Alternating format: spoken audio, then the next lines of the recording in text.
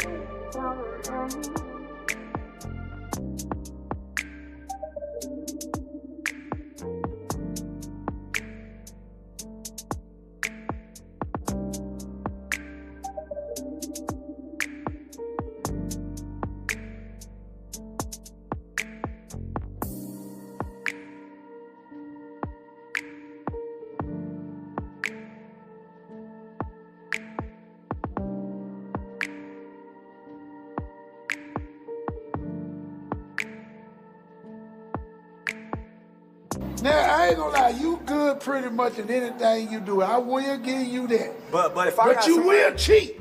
You will cheat. Hey, look, everybody keep saying I'm cheating for no reason. You will cheat.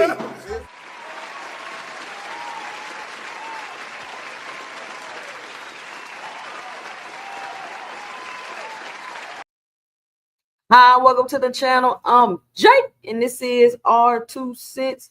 We talk everything boxing, and everybody's entitled to their own opinion. In today's live, we will be discussing most current events and what's going on in boxing. Tonight is Friday night, the review show. So we're going to just be reviewing some things, talking about some things. Link is pinned at the top of the chat because tonight is ladies' night. All women panel. Fellas, you can call in.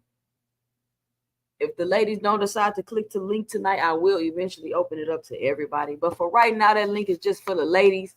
Rich, what you didn't put in my chat, I ain't even checked to see what this link was. I probably should have. What is the link, y'all? I see it. Y'all see y'all going back and forth about the link. What is the link? Somebody say they still going on about the draw.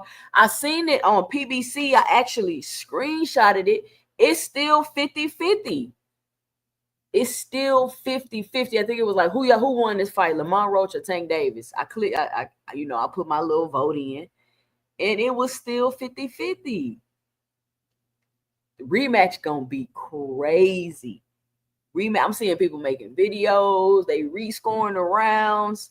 Listen, rematch gonna be crazy. Shout out to everybody in the building. Why you watching Shador? What he doing? Yeah, for sure they building their. They building the rematch. All they had to do was drop the first fight. Boom, building the rematch. I mean, the rematch was already built. Honestly, people can't. Do you see how many people have been crying about a fight announcement? They can't wait for this fight. People cannot wait for this fight. They've been crying about the fight announcement. Why they haven't announced the fight? When they gonna announce the fight? Is the fight still gonna be happening? That's all they've been saying. I just been saying, let's just wait and see. Let's just wait and see. They saying it's been postponed and I'm like, how has it been and canceled? Like, how has it been postponed or canceled when it was never scheduled? And this is like, if y'all think about that, how many times have y'all heard me say that? I had to say the same thing last fight. How were things being postponed and canceled when they were never scheduled? They were never scheduled. So we just gonna have to wait. We just gonna have to wait. Man. Who we got in the building today? Rich in the building. All things in the building. We got Jab Queen boxing on the panel. What up, Jab Queen? What's going on? What's going on? Nothing much, man. Oh man, Jab Queen. I wanted to talk to you about this real quick, but let me say what's up to everybody in the building. Cam J Network in the building, of course. Jab Queen boxing, Cash Crypto in the building. And Cash Crypto, you know what I thought about the other day when you said, you remember me from Pool Counter? I do remember you from Pool Counter, but it was forever before you ever hopped on the panel. It was forever. It was like a year and a half or something before you ever hopped on the panel. William Old School, what up? Jab Queen. Yes. You know that video of that lady that be chewing that gum and she be typing? You ever seen that meme? That little gif? I gotta find it so I can show it to you. I can hear you typing. It made me think of that. I was typing because Cash, that thumbnail is hilarious. Javon Freeman in the building. What's going on? Dondrick Nim. Tez 305. Cassandra. What's up, Cassandra? Cassandra, click the link. It's ladies' night. Track and 327. What's up? Who else we got? Hector Solis. What's going on? Now, Jab Queen, I've been in and out of meetings and stuff all day. I've been so busy. So I've been getting bits and pieces of things that's going on. So maybe you can help me fill in some of the questions I got today. Gap Tooth Games, what's up? Who else we got? I think that's everybody. Shout out to everybody in the building. Ladies, link is at the top of the chat. I don't even know where to start. People still walking around crying about Bud. I've been seeing that all day. I've been hopping on a lot of quote unquote pro Bud channels, and they're really upset. Upset about what? Because we exposing Victor Conte. Oh, because we exposing Victor, and they just can't come to terms with it. Now I heard. Oh, go ahead. No, I wasn't gonna say nothing. Oh, I heard that we finally got a fight for Jaron Ennis. That Speedy Rashidi Ellis decided to agree to the $500,000, which I don't know why he wouldn't have agreed to it anyway. And now oh, go ahead. No, I was gonna say he agreed too late. Now they're not gonna fight. Man, I'm about to go. I'm about to get off of here. I'm about to go. Bye, y'all. We gonna do it. I'll talk to y'all Sunday. That What was do the you latest mean? that I got. That's the latest that I got. I just got a text that said he agreed too late. So I don't know. I don't know. Wait a minute. I just was on the emergency live earlier where somebody said they agreed to the fight. The fight was gonna happen, and Virgil Ortiz was saying that they had. I had already heard that Boots and Virgil had agreed to a fight in February. Did you hear that? Yeah, I heard that. I had already heard this before any of this was going on. That boom, each of them gonna get a fight, and then they're gonna fight in February. So now I'm hearing Ortiz, and then I heard that Oscar De La Hoya is like, okay, cool, we could fight. And then his dad comes out and is like, they ain't gonna tell us when to fight. I could pull it up on X, whatever it was on. They ain't gonna tell us when to fight or whatever he said.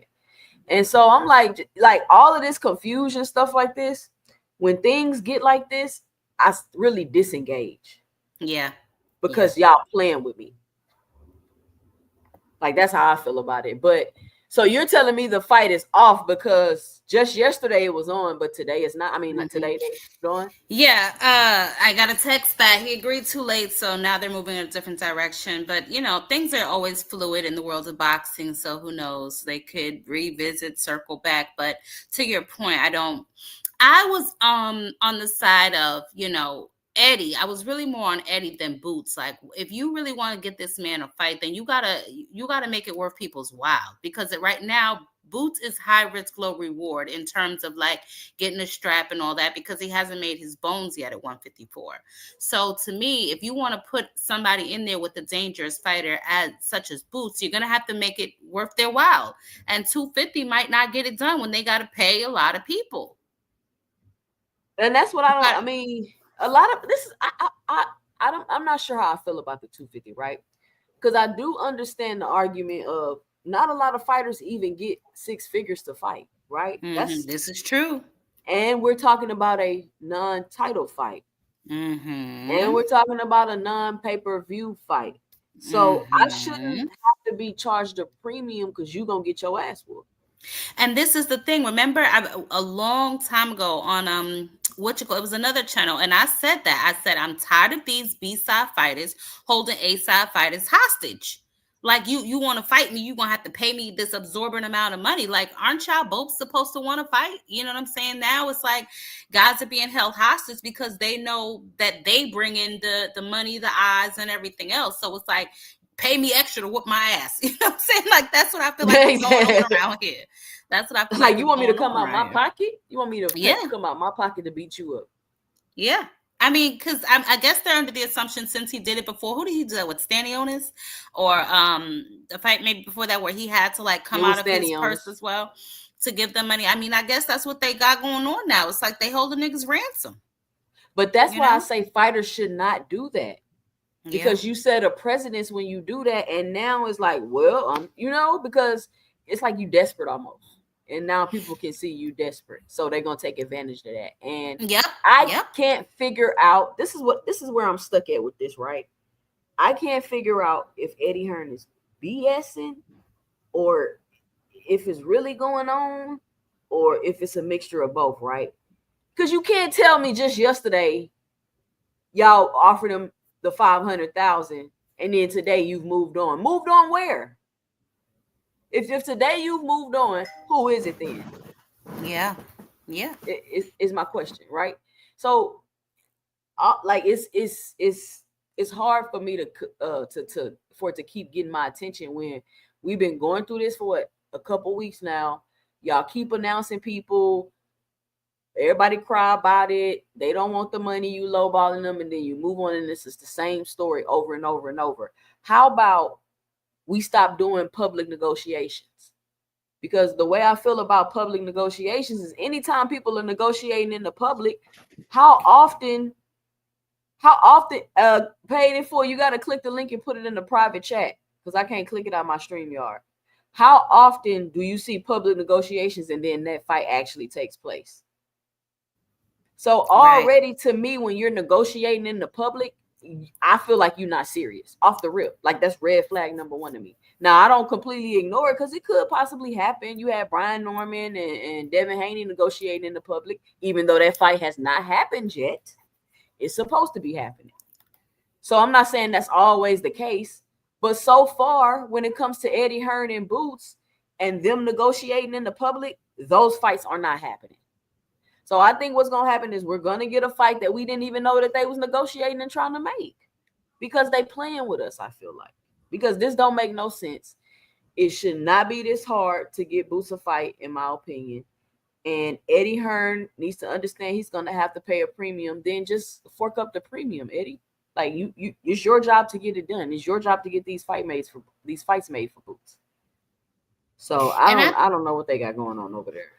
And I think that was, my initial issue. I know everybody's saying, "Oh, well, what do you want him to do? Where do you want him to go?"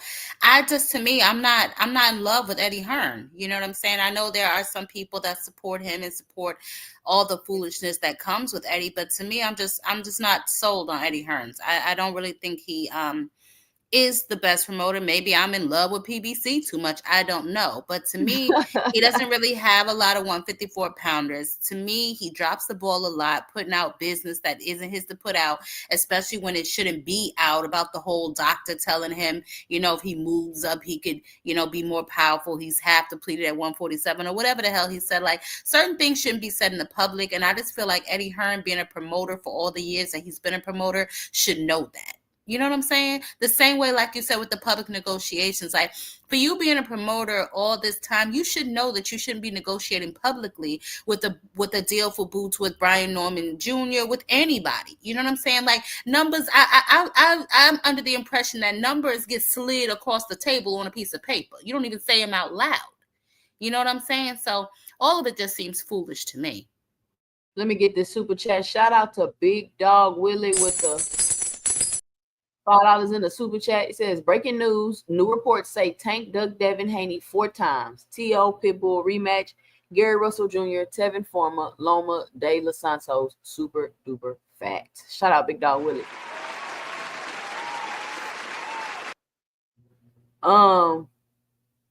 Yeah, I don't know what's up with Eddie Hearn. And this is what I mean. Like, you don't know how to promote African American fighters. You trying to manufacture up drama. I mean, I guess it's working. Everybody's still talking about Boots, but not in a good way, really. And it would be fine for people to feel this way about Boots if you wasn't manufacturing it, though. Like, you get what I'm saying? If it was genuine, it'll be different, because it'll change when things change. But now it seems like no matter what he does, it's going to be the negative reactions and the negative press. They're like, nobody is saying Virgil Ortiz is ducking Boots after his dad just came out and said they not fighting him and doing all this other stuff. After all we've been going through, calling Boots a dug, Virgil was gonna fight him next, and now they're coming out and completely contradicting themselves. And I think that's what a lot of people don't pay attention to, because if I'm not mistaken, originally it was Virgil, Boots is ducking Virgil. Then didn't Virgil come out and say he needed more time, and we completely glossed over that? You know what I'm saying? And then it's like he's ready, but Boots isn't, and now Boots is ducking Virgil again. It's like, it's just ridiculous. It's really ridiculous. But I would love for him to get back in the ring, get him a fight, and just make his, debut at 154 already. Let's just get that done. Yeah, the man haven't even fought, and it was so ridiculous. Jab Queen Boxing. I heard people saying, "Oh, he pulling Rashidi up from 147." Jab Queen Boxing. Now, this is how ridiculous that sounds. Is Jaron Boots Ennis not pulling his own self up from 147? Did he not just come from 147 to 154? So, yeah, but that, to me, that would be a little ridiculous. I mean, there are, even if it's the bottom of the barrel 154 pounders, the whole point I thought to move up was because, you know what I'm saying, you couldn't make weight, of course, but then, you know what I'm saying, like, you just don't want that, because if that's the case, then you could offer Brian Norman a fight at 154 for the 147. It's like, if you're gonna do that, then you might as well just stay. So I get that whole part of it. But he's not even coming from 147. He's coming down from 160, because he's been fighting at 160 in a whole different league. Oh yeah, different. Yeah. But I'm just saying, like, they're both moving up to a different weight class. Is the point I was trying to make. Yeah, he should fight another 54 pounder, but who's available? And it's even deeper than who's available, Jab Queen, because then you got to ask who's available and who's willing to fight. Yep. That's the whole thing, though. That's the whole thing. Who's willing to fight him? And I think that's the problem that he's mainly having. Exactly. And that's what, I mean, a lot of the big names aren't available. We went through the list. He gonna fight whoever he gonna fight. I mean, I get it. It's the content, and we're gonna talk about it. Me personally, I don't care at the first fight. Like, he needs an acclimation fight. I don't understand what the big deal is about giving him an acclimation fight. You know what I'm saying? To the 154-pound division. I don't really care. It's moving forward that I care about. Like, get some of these champions under your belt. You know what I'm saying? But the first fight, like, welcome yourself to 154. Who really gives a damn? Apparently, they wanted him to jump up and go fight a champion right away. And they know this boxing thing don't work like that. But Eddie Hearn really need to get it together, find him an opponent. Whoever it's gonna be, we don't need weeks and weeks of this. Like it's Jaron Ennis fatigue. You know what I'm saying? Like it's just every opponent. No, like come on, man, just chill. Do your negotiating behind the scenes. Eddie Hearn, and this is my problem with Eddie Hearn, right? Let me ask you a question. When you think of Top Rank, what do you think of? Who do I think of? Like, who do you think exactly? Who do you think of? Bob Arum. That's the person that well, fighter, usually, you mean? Let me see. Yeah, like fighters. Like when I think of like PBC, I think of Floyd Mayweather, Earl Spence, Tank Davis. Yeah. When I think of Top Rank, I think of like all the old Abdullah fighters, just a bunch of fighters.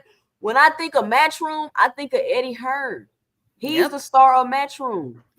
He cannot stay out of the cameras. Like Eddie, why do you need so much attention, bro? Like it's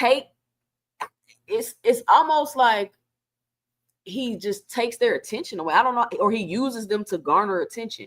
When he had Shakur Stevenson, he was always Shakur Stevenson talking about the Tank fight. He was instructed not to make the fight and doing all of this stuff. When it's Jaron Ennis, you see what I'm saying? Shit that you shouldn't be saying. And saying the doctor this and that. And it's like, Eddie, what's up with you, man? Like, why you all in the videos telling their business all the time?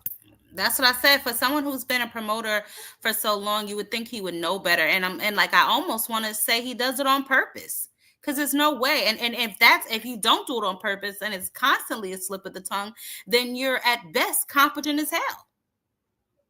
Yeah, but he's definitely doing it on purpose. But he loves to do interviews. He loves to just talk.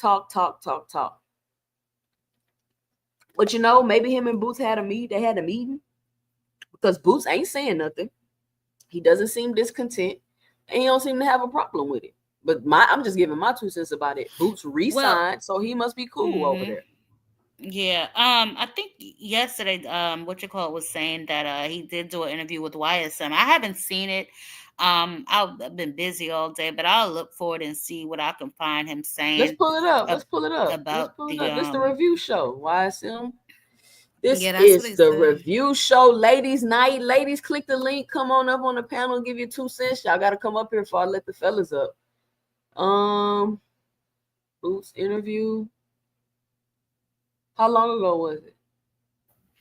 I don't even know. I didn't see it. That's what I said. When I got a chance, I was gonna look it up. But that's what said last night. He said, that Boots did an interview talking about his move and who he's gonna be fighting. That's how I found out about the Virgil fight in February or whatever the case may be. So I'm assuming it's within the last couple of weeks. All right, I'm looking for it right now. Oops.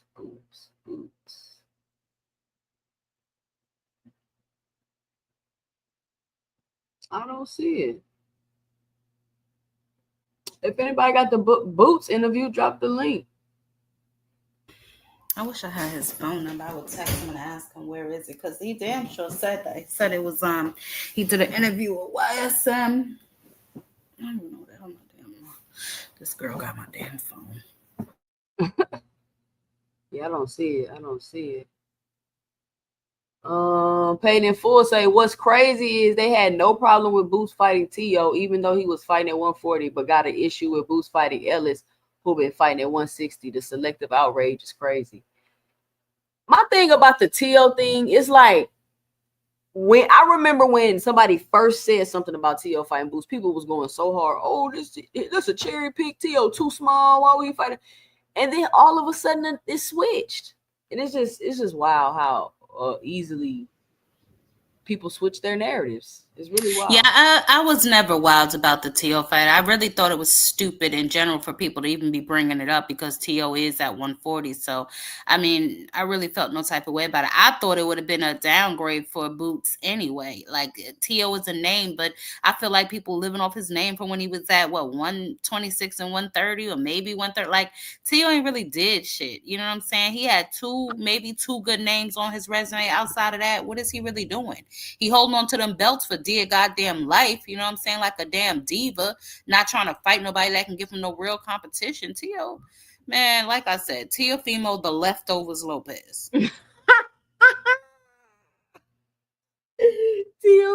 the left. Hey, that is hilarious. I'm telling you now, I'm gonna use that. But I've been saying that. You hear? I always call him the leftovers. I ain't never heard that. I ain't never heard you say the leftovers. I mean, I don't know what Teo is doing. Seriously, I really don't care about Teo. Just get them belts off Teo. I don't know. I don't even concern myself with Teo. Like, I don't know what Teo is doing, honestly. I have no idea. I don't know who he looking to fight next. I don't know who's looking to fight him for real.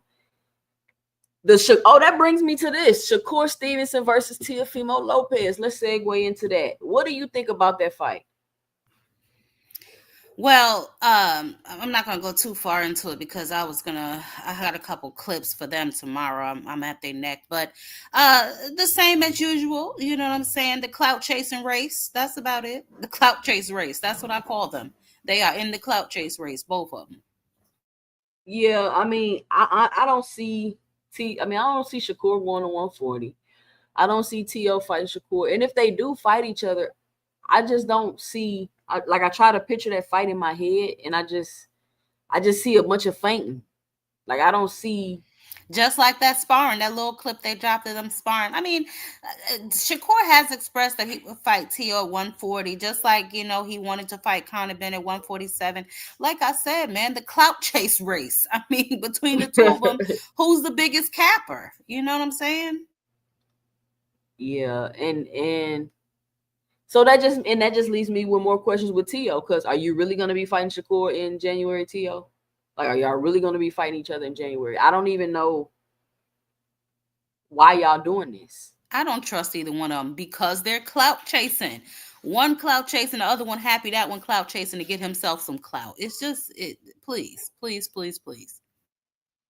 So I took some time to, hold on. Okay, I took some time to go watch that Keyshawn Davis interview with Ariel Helwani. Mm-hmm. And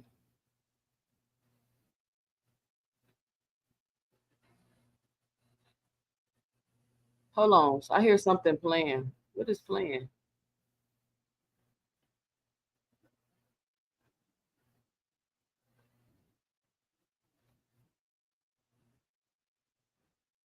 Hold on, because I hear something playing and I don't know what it is. Okay, there we go.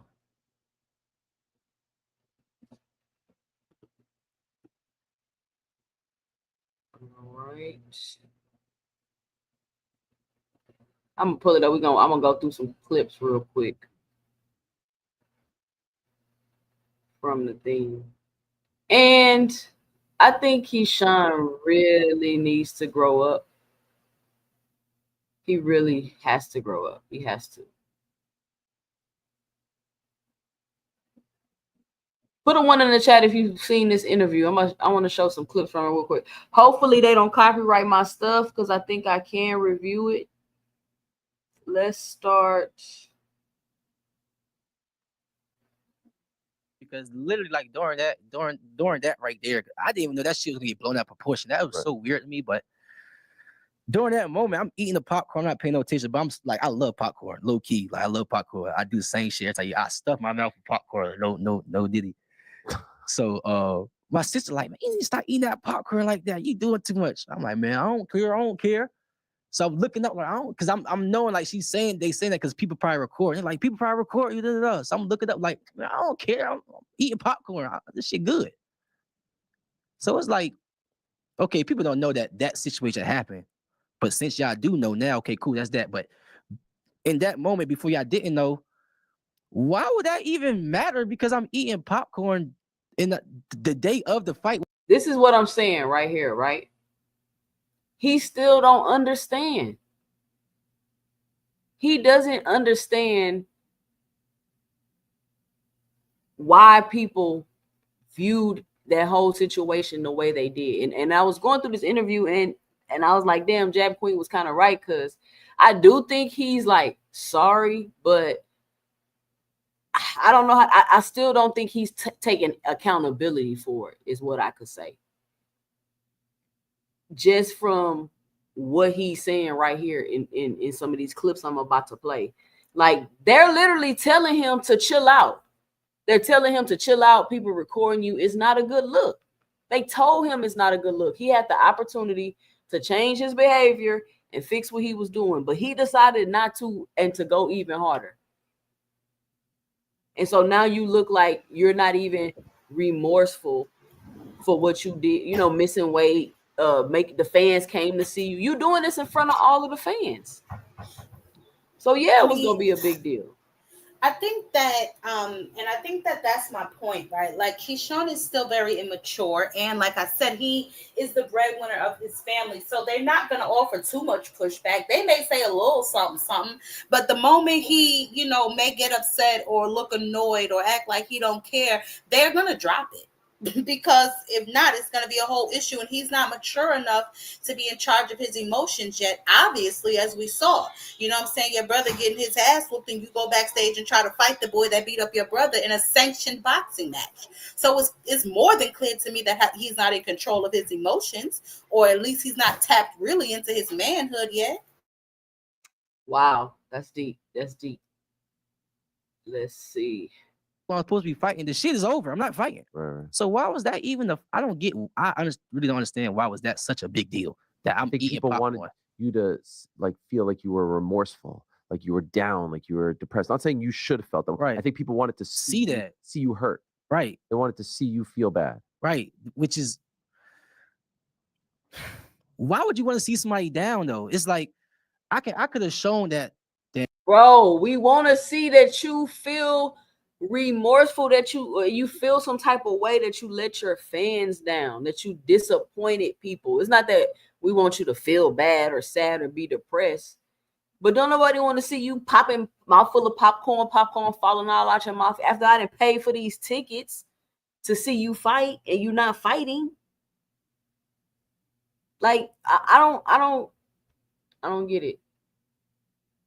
Yeah, man, I care. I apologize, and I could have shown that, and I did the complete opposite. Like, just because it's a defense mechanism. I come from the hood, bro. I come from you feel me? Yeah. So it's really a defense mechanism. So it's like, why would you want to see anybody down, anyways? It's like, all right, I messed up.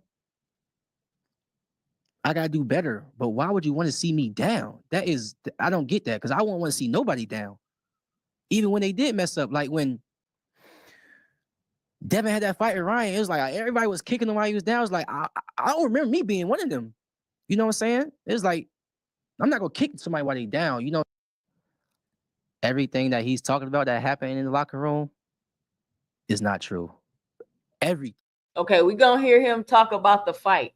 This is where he tell his story about what happened. And now, see, this is the part that, because Jab Queen Boxing was playing this on her channel when I was over there, and y'all make sure y'all go sub to Jab Queen Boxing. And the commentators were saying, who let him back in the building? So he wasn't supposed to even be in the building. So that's but you let Boxer Hacker tell it. He ain't say that. And I played the shit like 3 times. You can clearly hear the commentators say he was not supposed to be in the building. So, I mean, this part I knew was cap from Keyshawn. It's just a child, and I really want to admit they wrong. It's like when I asked my daughter who ate all the cookies and she don't know, but ain't a soul here but me, her, and her damn cat. You know what I'm saying? So it's like one of them. It's one of those situations like, oh, okay, they just disappeared. You know what I'm saying? Like, why did you go in his dressing room? I just went in there. I ain't going there to fight him. You know what I'm saying? It's like a guilty conscious little kid. Look, Cash Crypto say anyone with kids instantly knew this nigga was capping. Exactly. He sounds like my son. Like, look, this is how my son used to do me. And I look at him and I be like, and then he'll get mad because I'm gonna ask you a question. Because I'm gonna ask you to explain what does that mean, because it don't make sense to me. And it don't make sense to you either. That's why you got this little attitude that you can't explain it. Let's see what Keyshawn talking about. That he's saying that happened in the locker room is not true. He took that moment for me not being in his locker room, and he took that and ran with it and used that shit for what he used it for. And everything just got blown out of proportion. Tell us what happened. You walk and like you walk in there thinking you're gonna do what? You have a history with him, right? You fought him. Right. So I don't have no problem with him. Okay, so you walk in there thinking you're gonna do what? Man, I walk in there just not trying to fight this dude. I'm not trying to. He walked in there not trying to fight this dude. That's literally the opposite of what you went in there to do. Like I said, a little kid. A little kid. It's like, who knocked this over? I don't know. It wasn't me. I didn't do it. Like, I didn't ask you nothing yet. Like, you know what I'm saying? Like, come on, bro. He definitely did that shit. You know what I'm saying? And I guess, I don't know, he's still denying it. I don't know if he thinks there's going to still be charges to come or whatever, but you literally said the thing that you absolutely went in there to do. Like, what? This made me, when I first heard him say that, I was laughing so hard. That man said, I went in there literally not trying to fight this dude. First of all, you're not even supposed to be in the building. I'm not trying to start no altercation. I'm just trying to, first of all, his locker was right next to ours, so it wasn't like I had to skip you have no locker room, sir. Yeah. You have no right locker there. room, I was going to, say some few words, and it wasn't going to be nothing crazy because the fight is over with. You know what I'm saying? But for him to say that I put my hands on him and me and my brother banked him and all that shit, I was like, what? I was shocked, for real. I was thrown off, but it was like, man, at the end of the day, I should never walked in his locker room anyway. So he just taking that shit and run with it. All right, bet, whatever. And everybody wanted to agree that me and my brother banked him and I put my hands on him. All right, bet, whatever. Like, whatever. Y'all go ahead, believe what I don't believe. When somebody say, all right, whatever, you can believe what you want to believe. What does that mean, Jeff? Come on now, you know what that means. Stop lying. Don't be a liar, man. I saw that, Rich. Please, that's not you. You put that on a live stream for tomorrow, bro. I will look at it when I get a chance. David, who? I come out and express certain things, then they probably still gonna believe his side. But this is the truth. Everything that happened in the locker room that he said happened, that shit didn't happen. So what happened? I walked in his room and I was gonna, of course, like, good fight, not regular shit.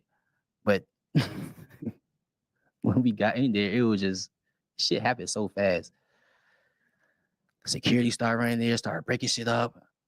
I'm just like, breaking what up? What are they breaking exactly. up? But that was a nervous laugh. You know what I'm saying? When somebody guilty, sometimes they laugh nervously. Like, read his body language. I didn't do it. Look at his face right now.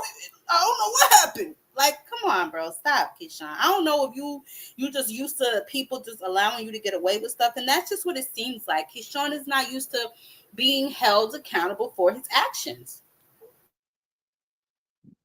They're like, get out. I'm like, all right, I get out because I ain't supposed to be. Hey, do you know how people take the sound and then they'll make like reels and like reenact other stuff? They need to clip some of this and make reels from it because this is so funny. Anyways, right, all right, I get out. So then when we get out, we go in our locker room or whatever. That's that. Time go past. My brother and stuff start getting his stuff together. We walk back out the locker room, my brother's locker room, and in the hallway, we see some more commotion. So my natural reaction I just started running to it. This is it, right? Right. When I walk out my brother's locker room, that shit's already going down. And that's when you see me running up. Like, you basically just see me like looking everywhere, like, what's up? And I see my mother, my child is like snapping and shit. So I'm thinking somebody done put their hands on her. You know what I'm saying? So now I'm kind of getting mad, like what now? You know what I'm saying? Yeah. Now I'm getting to that point now, because now I feel like y'all done put my hands on my child. You know what I'm saying? And that was the second incident, but How was that the second incident? Keyshawn, I thought it was no first incident. This guy. But anyway, yeah, I just wanted to show y'all that because I thought that was funny, him telling this story. He do need to take some time and get himself together. And now Ariel Helwani asked him something very interesting. He asked him, is he like getting any counseling or getting any help? Now, he didn't answer. He didn't say yes. He didn't answer the question. Now, I don't know if he didn't answer the question because he just don't want folks in his business, or if he's actually not getting any help. And this is the thing. If Keyshawn Davis is struggling with something mentally, and he knows he's struggling with something mentally, it's on him and the people around him to put him in a position to get the help that he needs mentally to be able to handle his lifestyle. Keyshawn Davis is on his way to becoming, one of the names in the sport of boxing. He was one fight away. This was his moment where he was about to transition and take that step in that direction, headed towards being a bigger name in the sport of boxing. This was that fight right here. He already doing numbers in his hometown. He already got his brother. I hear Top Rank then dropped his brothers.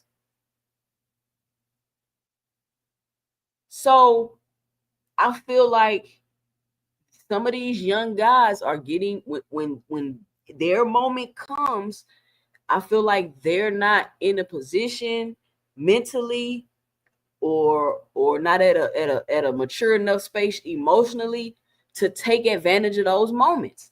I feel like Devin Haney and the Ramirez fight, I feel like that was Devin Haney's moment. Like, that was the time for him to come back from the loss to Ryan Garcia. He had a layup of an opponent. He could have just came in the ring, showed that he was ready, showed that he was back, showed that he was mentally straight, and he would have propelled from there. That was his moment, in my opinion. So I'm not sure what's going on with some of these young fighters, but if they can sit up here and tell you, or say in an interview, or say, hey, I can't do this right now because I'm struggling with some mental things, them and their team should be doing whatever they need to do to make sure he's in a position to handle the things that he's going to be able to need to handle to be able to be successful. But I mean, you see it all the time with these fighters. Adrien Broner is a prime example. He's still running around being crazy. Yeah, AB, man, I had such high hopes for him. Man, AB, and this is the thing about AB. AB is one of my favorite fighters. He's a 4-division champion, and people talk about AB as if he wasn't successful. Yeah, as if he's a bum. As if he's a bum. That's how high expectations people have for Adrien Broner. I don't think it's fair. You may not have liked his lifestyle or his antics, but he never ruined his moments. I mean, he got beat up, of course, but he ain't missed weight. He ain't, he didn't do things like that. He ain't go beat up somebody in the locker room. Now, outside of the ring, outside of the sport of boxing, yeah, he was always messing up his life. Baby mama drama. And now I'm realizing why he always probably got in so many fights when he was gambling, because he was cheating. That's why he was always getting into it with people over gambling, because his ass was cheating. Yeah, absolutely. Trying to scam people.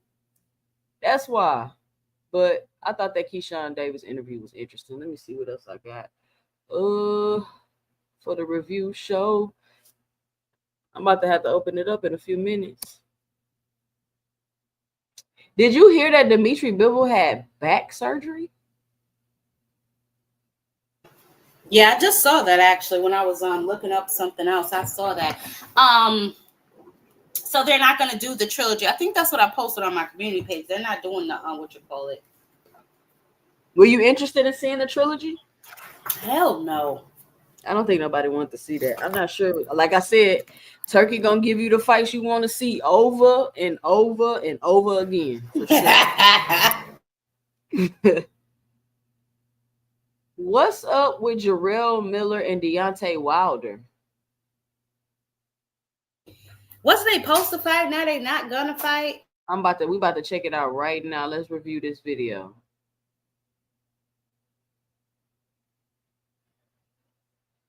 Got out of the gym, tired as hell. Let's give that some 411. Jaron Ennis has officially pulled out of the fight. We all seen it coming though. I guess there's some beef going on over there in Top Rank, and added to that, he's been getting high like a motherfucker last month. So, yeah, Jaron Ennis pulled out the fight. So they're looking for another replace opponent. I ain't gonna lie, I'm sick right now, but he kind of figured that Jared was gonna pull that shit. Wow. Now I'm in Brooklyn getting some jerk chicken. Here's my son. I need another $20. He another $20. Here's my wallet, man. Besides all that, Deontay Wilder's a punk. They offered Deontay Wilder to fight. And Deontay says, I talk too much shit, I'm disrespectful, and blah, blah, blah. Yo, you was the biggest pussy I've ever seen in my life. Bro, we're fighters, bro. If you really had a problem with what I was saying, get in the ring and punch me in my face. Get in the ring and try to knock me out. But he don't want to take a fight on a Terrence Crawford Canelo undercard because I am too disrespectful, because I talk shit. I swear, these heavyweights is pussy, man. I ain't gonna lie. Besides me, Andy Ruiz, maybe you got hard to jump in there with anybody. America's dead. For real, it's dead. The promoters in America don't give a shit about American fighters. And UK's where it's at. UK. Man, cut it out. Cut it all the way out. Cut it out. How the American promoters don't care? What fighters they care about then if they don't care about the American fighters? And the UK, you capped on how much money you can even make over there. These people just be saying anything on this internet. But Jared Anderson dropped out the fight. I wonder what's going on over there at Top Rank and with Jared Anderson. Jared Anderson was supposed to be the future of the American heavyweights, but I always said that Jared Anderson was food. Every time somebody put a one in the chat, have you ever heard me say Jared Anderson was food? Every time somebody brought up Jared Anderson. But I mean, I hope the slander that he was saying is, I mean, Jesus Christ. Yikes. Okay. I don't know. Deontay Wilder, to me, this is the thing with Deontay Wilder. Deontay Wilder, another one of my favorite fighters, but it's time for Deontay Wilder's done. They say your power is the last thing to go. And in his last fight, he didn't look as powerful. I seen him land some right hands on a journeyman. Basically, he didn't drop him. He didn't stop him. You know, his right hands didn't have that. It hurt him. Don't get me wrong, but it didn't have like that same devastating impact. We already know his legs are gone. So if power's the last thing to go and your power ain't hitting like it used to, it's time to hang it up, Deontay. It's time to hang it up. And I don't want people trying to fight him like now all the people that was ducking him throughout his whole career, they want to line up to try to fight him now and say they beat Deontay Wilder and be like, I told you he never had no skills and all this crazy. Like the man ain't 40 years old. So I think Deontay Wilder should retire for real. Yeah, I hate when people do that. Like, I mean, if anything, you know what I'm saying? And if he's hard up for money, he can sell the name, you know what I'm saying? But outside of that, you're right. You know what I'm saying? Just take this last little win and keep it moving. You know what I'm saying? Just leave on a high note. Yeah, if you want to call it that, you know what I'm saying? Because you fight, listen, Anthony Joshua and Deontay Wilder is like well past due. I'm trying to think of a fight that I seen that just was. Who did Amir Khan just fight? It was Amir Khan and somebody, and I was like, okay, this fight is well overdue. I can't think of who it was, but Deontay Wilder and Anthony Joshua, that fight is well overdue. I do not want to see that fight. Let's just move on. What do you think about the AJ Jake Paul situation going on real quick? I didn't see that. What's going on with them? Well, apparently Jake Paul want to be accepted so bad, but continue. Is that what's happening? Because you know Jake Paul fight from 135 all the way to heavyweight. So he want to be accepted as a real boxer so bad. But please enlighten me. What he got going on now? He's supposed to be fighting Anthony Joshua, and I can't remember because you know I be all around YouTube streets. I be everywhere. I'm a panel thought. So I can't remember who panel I was on, but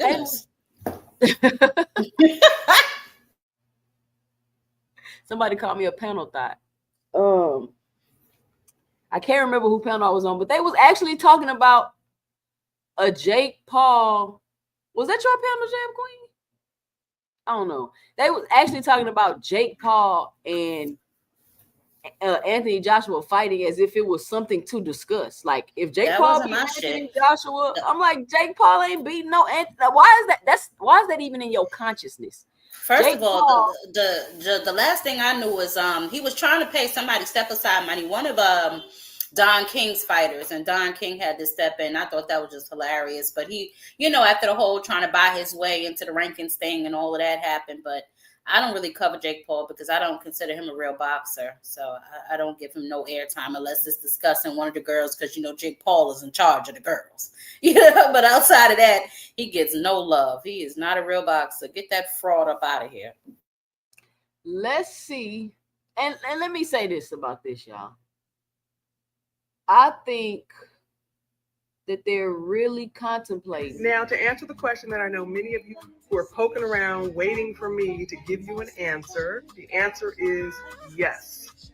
I am going to answer your question when I'm good and ready to do it. Because you know what? Nobody calls shots on me. I do things when and how and where I like to do them. I love you guys. Now, to answer the question that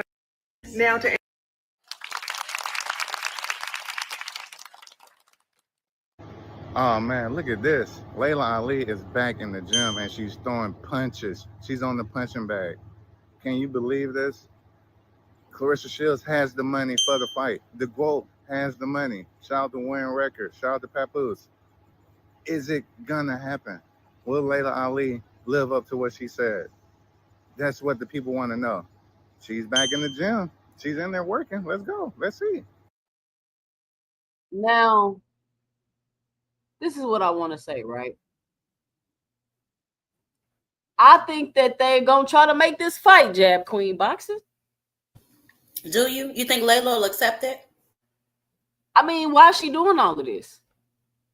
Why is she punching on the bag? Why is she always does that, though. Like, Laila stays in shape. She's always been very active, and she stays working out. Why she's punching on a punching bag and all that extra shit, I don't know. I am not interested in that fight. Let me just say that right now. I'm not interested in the fight either. But like I always said, I'm always for fighters making money and doing business. And what's crazy, though, Jab Queen Boxing, is that there's a demand for the fight, right? I'm in comments. I'm on people's videos. Laila knocked Claressa. Like, people think that Laila Ali can beat Claressa Shields. It's a demand for. They want to see this fight, and I'm like, this is kind of what boxing is turning into. And you think about who her crew is. She's over there with Bud and Shakur and Andre Ward and all of them over there. And what is Terrence doing? Jumping up 2 weight classes to try to get a big payday. What is Claressa doing? Trying to bring Laila Ali out of retirement to try to, like, they're all over there trying to do whatever they doing to try to get big paydays.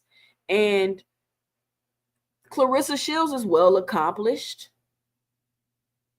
My issue is, though, like, if she want to make the money to fight for the money, whatever, do what you gotta do. I don't think Laila Ali is gonna beat Claressa Shields. I don't even understand the demand for this fight. It's kind of like the Jake Paul Mike Tyson fight. Even though I felt like Mike Tyson really could have knocked Jake Paul ass out for real. I ain't gonna lie to you. but it's almost like an exhibition fight. Like, how can you take this fight serious? Laila Ali is like 50 years old. You want to fight the best woman in boxing right now? Wouldn't that be an exhibition fight? Because this is what I don't understand.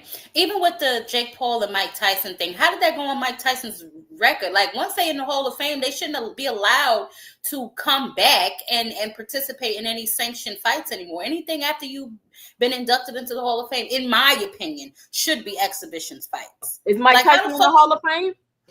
I believe he is, but that fight went on his record. Yeah, they sanctioned it, which is that's what I'm saying. It's crazy. Crap. Like, I just don't understand that whole part of it. But whatever. I don't think that they should fight. I think that Laila Ali, as good as she looks, she's still damn near 50. You know what I'm saying? So I really just don't. I don't understand why they're bringing these fighters from the senior department of box rec back onto the scene. Is there not enough people, signed up to box now that they got to go reach back into the yesteryear to find boxers? I just don't understand this. Even with the Manny coming back, like, go sit your old ass down. And I heard Manny's supposed to be fighting again in December. I don't know how true that is. Yeah, I saw that too. He wants to fight either Tank or Mayweather. It's a whole bunch of names. But I'm going to tell you right now, ain't none of them going to play with him. Ain't none of them going to play with him like Barrios did. Ain't none of them going to show him the respect that Barrios did. Manny Pacquiao will get his ass knocked out with his compression socks on. Okay, Guo. I'm trying to find this exchange. Child, please. I'm trying to find this. Okay, she's trying to fight Franchon Cruz, but I want to find this exchange between her and Shadaza Green. Now that's a fight I want to see. And y'all know Claressa Shields is my favorite fighter. Yeah, and let me say this. Claressa Shields is my favorite fighter. Yes, Toussaint, and I love you anyway. Despite yes, she's with Victor Conte and Snack. Despite your flaws and your choice in fighters, yes. And that don't change my mind at all about Victor Conte. It don't change my mind about Victor Conte because Claressa Shields was Snack. I don't know what she went over there for. She was already great. But she went over there and she went up and dropped the heavyweight. So the Snack program worked. That's what we just keep trying to tell y'all. It's some shameful shit as far as I'm concerned. I can't find it. Yeah, I don't know why she ruined her legacy. Did I make a video? I think I made a video saying I don't know why she's ruining her legacy, fooling with Victor Conte. Like, these fighters think this shit gonna be cool. I don't see it ending well for them. I don't. And speaking of ending well for them, have you gotten the opportunity to take a look at this?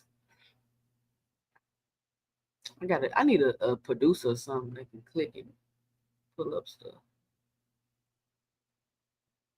Have you seen this today? First question I wanted to ask is about the situation with Victor Conte and the clip that recently resurfaced where Conte admitted that he knows how to pass the BADA tests. Victor, at the same time, did admit he knows how to beat these tests as good as they are. Is it possible to circumvent?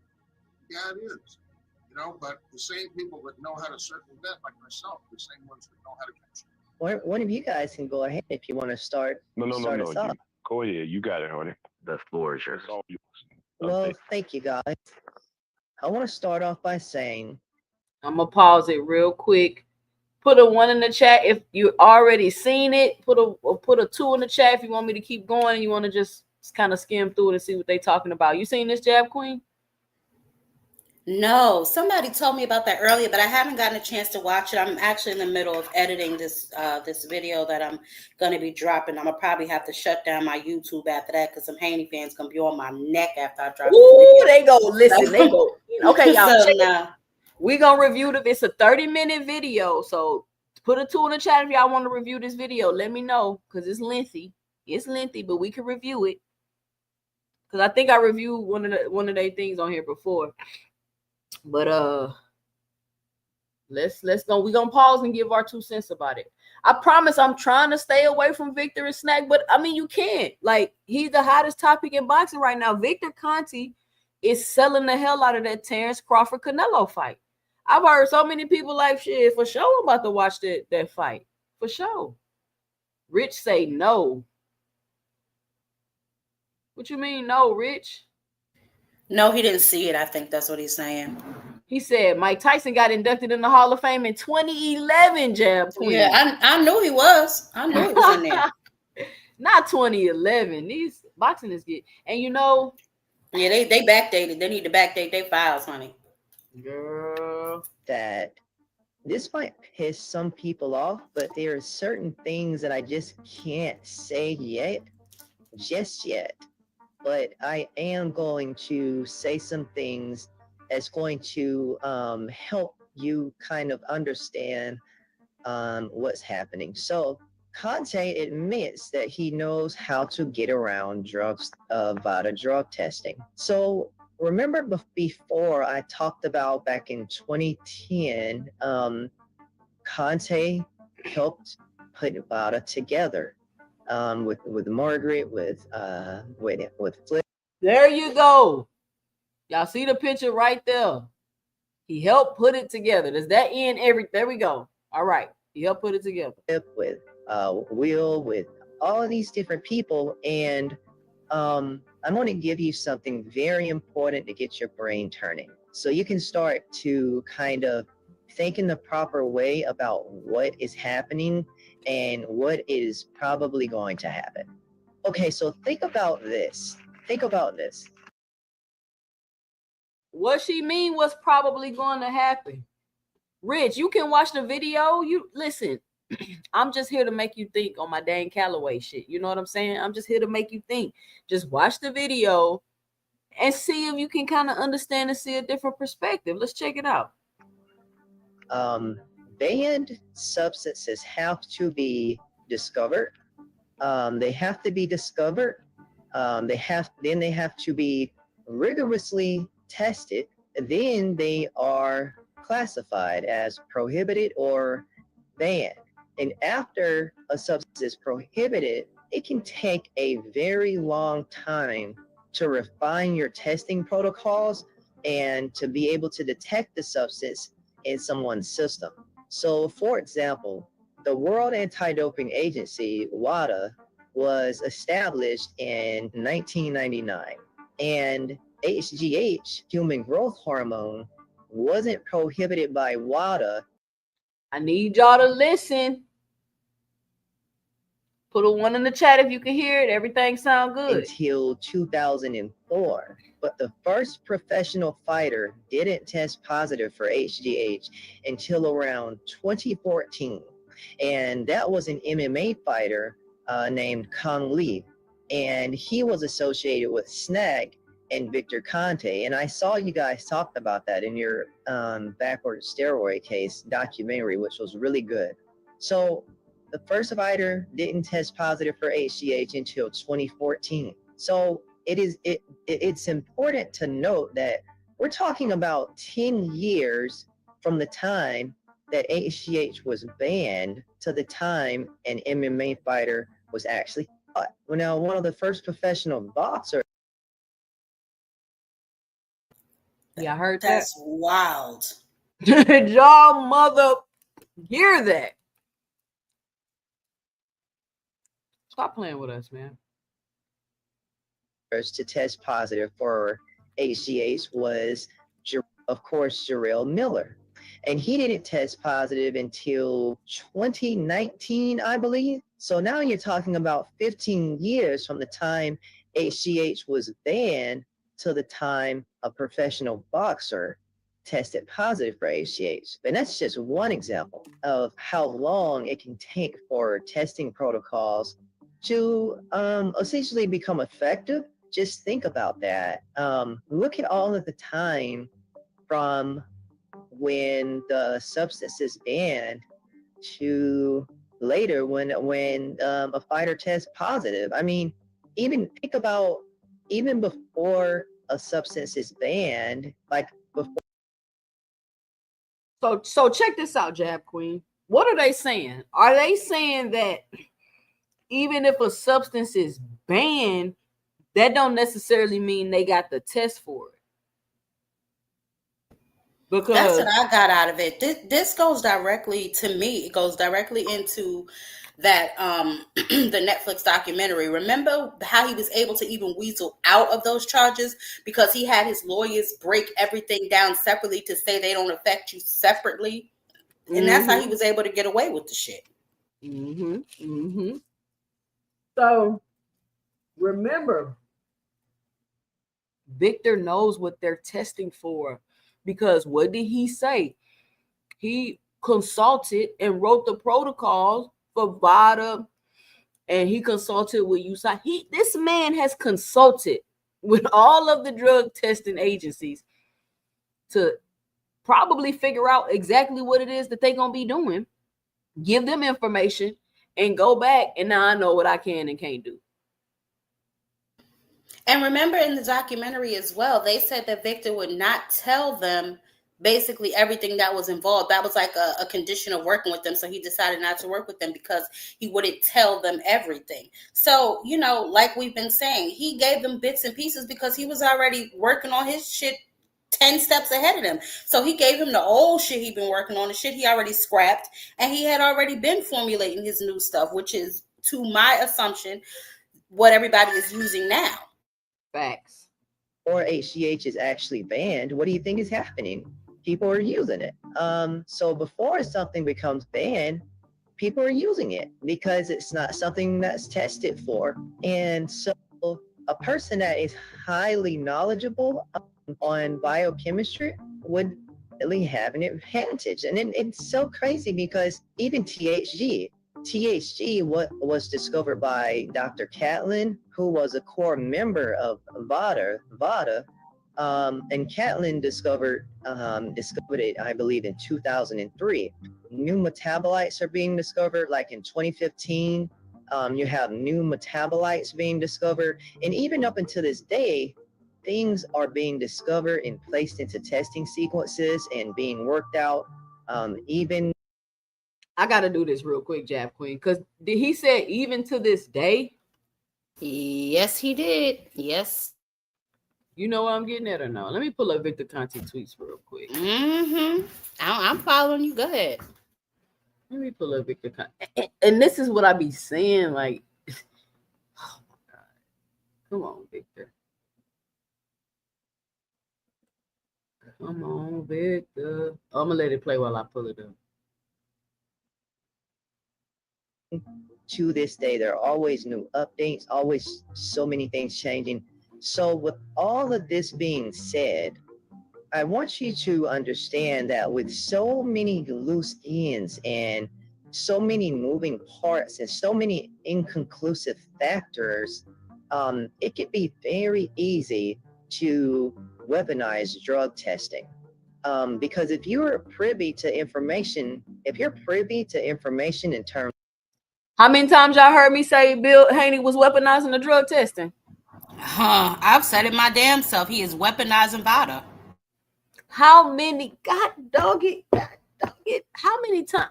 Put a 1 in the chat if you heard me say that Bill Haney was weaponizing the drug testing. Of biochemistry that others are not. Let's say, for example, if you know the flaws of, let's say, VADA, and you know the manning constraints, and you know the financial constraints, and you know the governmental constraints, and if you know the constraints of the WADA accredited labs that they work with, well then you could possibly use that information to your advantage. So there are always new things being discovered. I mean, it's like technology. There are always new advances. There are always new things being discovered. And anyone that sits up here and tries to tell you otherwise, or try to act as if the anti-doping agencies have just everything figured out and there are no new developments, then you should be very weary and very suspicious of that person's intentions, because honestly, I hate to say it, I hate to use profanity, but honestly, it's bullshit. Oh hell yeah! You don't have to apologize. And that's I can't find this tweet. It's a tweet of Victor basically saying is no new designer drugs. I'm gonna find this tweet because he's basically saying, oh, I've solve the problem. It's no new designer drugs. That stuff haven't been happening since such and such time. And it's like, Victor, why are you flat out lying? You're because flat that's out what he does. lying. That's what he does. He lies constantly. Let him have it. That's how you got to talk to him. Hey, yeah, I mean, I'm just being honest. So Ryan Norman kind of put his foot down and questioned Victor Conte in the Haney's connection to Vada. Victor Conte with the Vada stuff, right? Yes. Yeah, we were talking about it. David Haney with the Victor Conte, right? Yeah. How is it any other testing organization we can somehow get into? Because I don't know if I can even trust them. Right. That's how I feel about it. Right. But also, since they so tight, who says they won't try to play some little games or whatever and put out some false results and anything like that? How trustworthy are y'all? So is it any other testing organization we can get into besides Vada? Because they were pressing so hard, the Haneys are pressing so hard, saying, take the test, sign up for Vada, do it now. So Ryan Norman kind of put his foot down, but if it were me, I wouldn't kind of put my foot down. I would slam my foot down and say, no, I'm not testing through your system because I can't trust your association. I would literally say no because Conte just admitted that he knows how to beat testing, which could be a serious advantage for his sponsored fighters like Devin Haney. And I would have slammed my foot down a long time ago, honestly, because there's so much, like when you really look into all of this, there's just so many things that, again, I can't really talk about, but even to people looking in from the outside, I mean, it's just so many things. So that was really just to provide some clarity and just to get your mind in the right place so you can start to process what is happening. And I want to go deeper, but I have to leave it there because I just can't interfere with what's going on. And I know that you guys know what I'm saying when I say that I don't want to interfere, but I don't think this is going to turn out well for certain people. I really don't think so. We say he don't want to interfere. What he don't want to interfere with? But let's take a look at this real quick, Jack Queen. Victor think people dumb. There have been no designer steroids since 2003 or 22 years. None. Balco changed the rules. Testing today is not the same as it was when I was involved in testing circumvention. I have not given any boxer a prohibited substance since 2003. I did provide consultation to USADA in 2005, WADA in 2007, and VADA in 2011. All snack boxers are drug-free. Finally, you are wrong. I have never worked with Memo Heredia in any capacity ever. He worked with Marion Jones before I did. He was never a part of Balco. My providing circumvention methods to the 3 anti-doping entities was a form of restitution for me. I get the high level of suspicion, but people can and do change. I have been an anti-doping advocate now for 20 years. We just seen in a documentary that he refused to tell them everything that he was doing and work with them. So he come out and he go work with the drug agencies to help or to find out what they're doing. Come on, y'all. And this man gonna sit here and tell you it ain't been no designer drugs since 2003 when they just telling you they designing and making new stuff all of the time. You think they just stopped in 2003 making? Are y'all serious?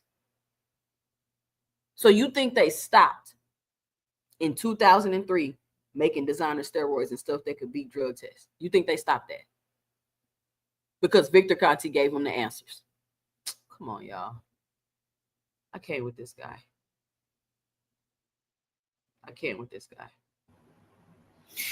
I find it just, I don't know. Everyone seems to, quickly believe everything that comes out of Victor's mouth when the guy's a known liar. He's a known drug cheat, but they're so quick to say he can change. I wonder why that is. And I also wonder if he was with Gervonta Tank Davis or Errol Smith or anybody else, would this be, you know what I'm saying, so acceptable? Heck no. Heck no. Could you imagine if he was speaking for Tank and Tank spokesperson and posting Tank drug test results? I mean, it's like I just don't understand it. Why people can't see the writing on the I wall. want to say that your input there was very insightful. And I think it is very important to include the intelligent perspectives of women that are educated on this sport. I know there are a lot of women out there that are connected to boxing that have similar views as us on these very important topics because they can also see through the BS. So y'all's input will always be valued here because it helps put the pieces together. And especially you specifically, we know you've been involved in the business of boxing for a very long time, and it's definitely good to get your educated input on that. Oh, well, thank you. I love boxing. So yeah. Absolutely. Now, I want to add on to some of the things you said, and I'm also going to bring a very important piece of information into this conversation. Now, you said you don't think things are going to turn out well for certain people, and you said if you were Norman, you would put your foot down. Y'all punch that like and subscribe button. Somebody give me a like check. I need 100 likes before I get off the live today. It'd be a lot of people tuning in. I should definitely have 100 likes before I get off the live today. Make sure you punch that like button. If you haven't already, punch that subscribe button. Make sure you help support the channel by hitting the Cash App, $ 2 cents boxing, or leaving your 2 cents in a super chat. But be sure to help support the channel. But at the very least, punch that like and subscribe button. Because you can't trust the association between the Haneys, Conte, and the anti-doping agency. And I said the same thing. If it was me, there ain't no way in hell I would agree to go into their testing. Because like I said, me personally, I don't trust anything that comes from the Haney side because we know things about them that goes back years and years. I mean, it is truly pathetic. Now, I'm going to briefly tell y'all something very important about the Haneys, Conte, and the...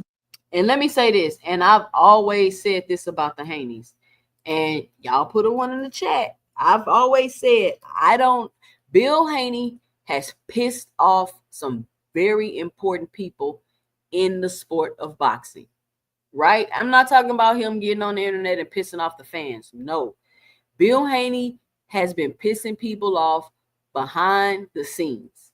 And I've been saying this. I don't know who Bill pissed off. Maybe it's a lot of people. I've heard Bill running off on trainers. I've just heard a lot of things about Bill. Are they true or not? I don't know. However, I keep hearing the same things about Bill. And for him to be saying this in this documentary, I believe it. When they put that clinch count on Devin Haney, like the industry does things to Devin Haney that I feel like they've pissed off the wrong people. The fans, that's different. The fans, the content creators, they're going to do and say whatever they want.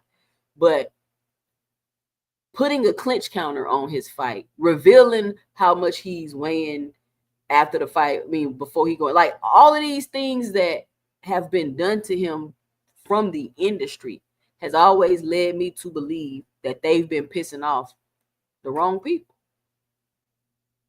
You got anything on that, Jab Queen? Business of inside information.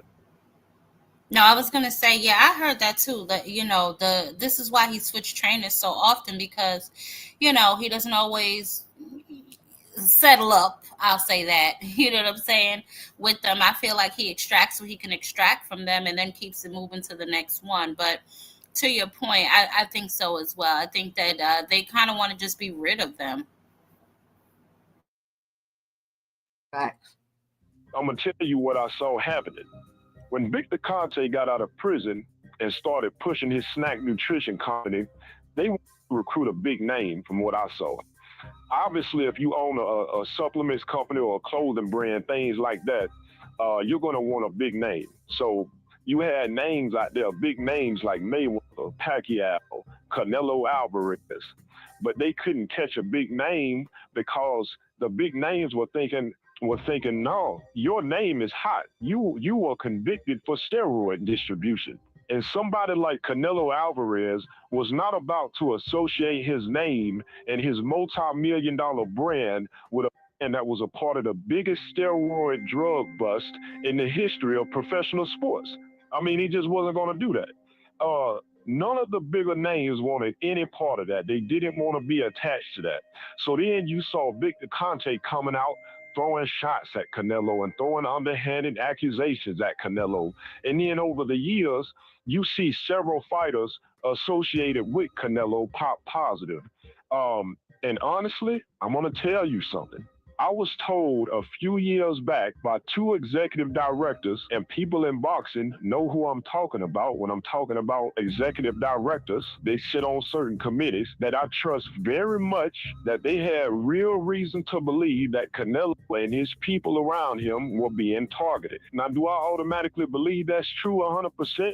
No, but I damn sure wouldn't rule it out. And from the crazy things I've seen in this business, I'm going to tell you right now, I wouldn't rule anything out. And let me take a moment to be crystal clear, because I have to be crystal clear with these Haney fans and Crawford fans and Conte supporters. I have to be crystal clear with y'all because y'all play a lot of games. I'm going to say something that's going to reveal the real problem. Let me say this. It's heating up. You know, I gotta pause it every now and then. I gotta pause it. Whew, heating up. What y'all think about the doc so far? Let me know and drop it below your 2 cents. Is it reasonable for y'all to be suspicious of Canelo and Ryan and anybody that pops positive for a banned substance? Absolutely, it's reasonable to be suspicious of somebody that pops positive. That is reasonable. But don't sit y'all ass up there and act like it is not reasonable to be suspicious of Victor Conte, Devin Haney, Crawford, and all of those other snack fighters are over there, and all of the questionable things they have going on with the anti-doping agencies and everything else. That is the problem when y'all sit y'all ass up there and act like none of these things can be questioned. Crawford can't be questioned. Devin Haney can't be questioned. Victor Conte can't be questioned. That's the problem when y'all act like there is not reason to be suspicious when these people's past is littered with suspicious things. So that's the problem when y'all sit y'all ass up there and act like nothing can be questioned. Ignore. And that's what we've been saying this whole time. That's all we've been saying. All of these things that are going on with the weight and all of these details that people are finding, just ignore all of that. You can't even speak on it. And when y'all do that, and when Conte does that, when Devin Haney does that, Crawford does that, and they fans do that, that's why we're going to continue to come out here and drop these damn boulders on top of y'all here, because y'all are full of it. Then y'all want to go around and suing people for their opinions and all that. Hey, be my guest. Go ahead and open it up. Be my guest. Push the button. Push the button. Like somebody's supposed to be afraid of a lawsuit and just be quiet because of y'all think y'all the only people that got attorneys? You better understand what a retainer is. So based on the things that I've seen in this sport, I'm not ruling anything out if it makes sense, because we've already seen crazy things, because you are dealing with very suspicious people. I mean, if you watch the documentary we did called The Backwards Steroid Case, you will see many issues with the Haneys and Conte and why I will never trust anything that they put out. They could say the sky is blue, and I would disagree because they have such a horrible track record. And there's more things. That man say they can say the sky is blue, and I would disagree. Let me tell you something. The Exodus Files is on fire, yo. You saw that one they put out like after the fight, after the Devin and Ryan fight. They be on fire and they be on point. I ain't see this one yet. Yeah, this one. I don't know how this slipped past me. He on it though. That boy say if they could say the sky is blue, and I ain't believing them. Exactly. That's exactly how I feel about Victor Conte, bro. That's exactly how. Like, I cannot believe anything. This man just came out. Listen, y'all. Listen. anybody that'll lie to you, this is a super, super red flag, right? Anybody that'll lie to you about something you can simply just go find the truth about, that's a major red flag. There have been no designer drugs since 2003. You don't think you can go Google that real quick? Jab Queen, they don't think we can Google that real quick, Jab Well, Queen? the problem is Victor Conte is what I would like to classify as a compulsive liar and a habitual liar, to the point where they just almost believe their own shit. Or I haven't figured out if he just believes what he says or if he thinks that everybody else is so stupid that they'll believe him. He has, you know, his whole career is based around getting away with shit. I can't see how he would all of a sudden just change that. He just ups the level. That's all. And he wants y'all to know so bad that he's connected to Terrence Crawford for this fight. Yep. And Devin Haney. But he wants y'all to know, like, yeah, like, I'm these the are my reason. Fighters. Yep. These are my yep. Business-wise, that spans back years that y'all don't even know. So if I was Norman, I would put my foot all the way down. Ryan Garcia and even Canelo. I can't even believe that Canelo agreed to go into their testing wheelhouse, because you've already seen what happened with Devin Haney, who's a sponsored snack fighter. You saw this very strange situation between Garcia and Devin Haney, where Garcia pops positive after whooping Devin Haney's ass, and you have Devin Haney on multiple occasions gaining 25 to 30 pounds overnight, so you already have the Devin Haney situation. Then you have Claressa Shields. Claressa Shields hadn't had a knockout in 7 years. Then all of a sudden, she's sponsored by Snack, jumps up in weight 2 whole weight classes from 160 pounds all the way up to heavyweight, 175 pounds. Then she immediately explodes and gets a knockout. And she looked shocked herself when she got the knockout. Look at her face. She couldn't damn believe it. She hadn't had a knockout in 7 years. Snack Why becomes they her do sponsor. shit? She jumps in. Why they do shit like that? Look at her face. Hilarious. Ooh, damn. She do look surprised. Hilarious. She do. She's like, oh shit, it worked. Like, that's how she looked. Shout out to Big Dog Willie with the $10 in the super chat. He says, I believe the snack allegations. Crawford punched through earth crust and slowed down the earth rotation, and Devin was shadow boxing and put a hole in the ozone layer. That's snack strong, according to y'all. Shout out Big Dog Willie. But actually, that's snack strong, according to you. Shout out Big Dog Willie for the $10 in the super chat. The heavyweight then explodes to get only the 3rd stoppage in her entire career. So she joins Snacks, jumps up 15 pounds, all of a sudden gets a stoppage. And then you got Crawford, Canelo facing Crawford, another sponsored snack fighter in Terrence Crawford, who's about to skip all of these weight classes, 3 weight classes, from 147 pounds to 154 pounds, then all the way up to 168 pounds, super middleweight, all of a sudden to fight Canelo with no problem, and now all of a sudden he's huge.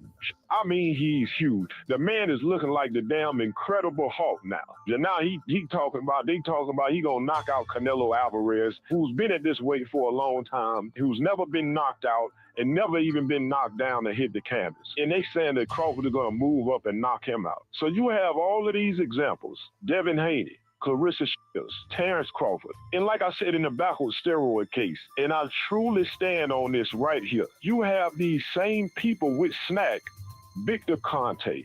These are the ones that are so quick to jump out, accusing everybody else and pointing fingers at everybody else. But their performances and the details of their careers look more enhanced than the people they are accusing, because they are doing things that the fighters they are accusing are not even doing. Canelo has never been verified by any commission to gain 25 to 30 pounds overnight like a Devin Haney.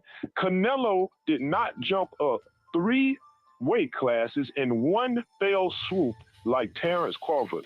It took Canelo years to gradually and slowly move up into the higher weight classes. Ryan Garcia has not. Listen, guys, I'm not saying this. Exodus Files is saying this.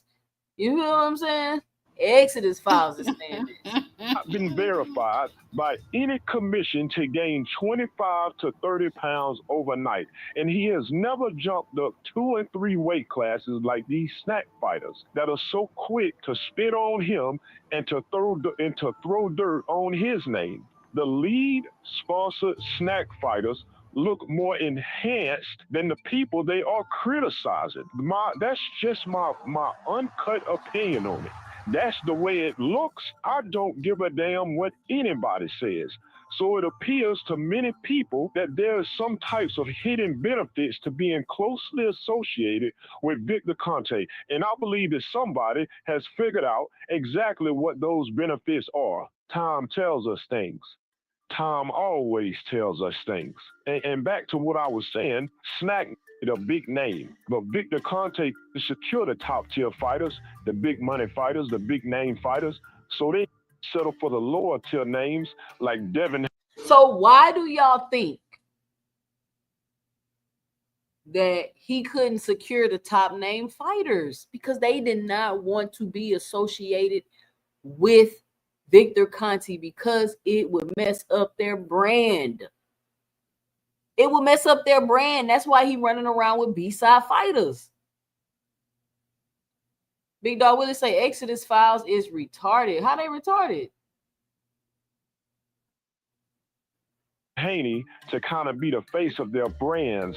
And obviously they were hoping that Devin Haney was the next Mayweather until Ryan Garcia knocked his ass into the third row. And I know somebody's going to cry, oh, I can't believe he said Crawford and Haney are lower tier fighters. Listen, don't make me deep fry y'all. Don't make me deep fry Terrence Crawford and Devin Haney on them numbers, because I will deep fry y'all. Do not make me embarrass y'all in front of everybody. Just leave it alone. So like I was saying, Snack settle for these lower tier fighters as the face of their brand in terms of financials. And obviously Snack has a vested interest in pushing these guys up to the top. And that's where the real conflict of interest comes in. And that's where this thing really starts to look tricky with the association with Bada and Victor Conte. And he's texting Margaret. I mean, they're cell phone buddies. I mean, what are we doing here? He texting Margaret. Come on, Exodus File. Preach. Preach. This nigga is frying these boys. Why is he on the media? Why is he on the interview with manager Marty talking about he gonna text Margaret Goodman and ask her? But he don't got that's access, y'all. Mm-hmm.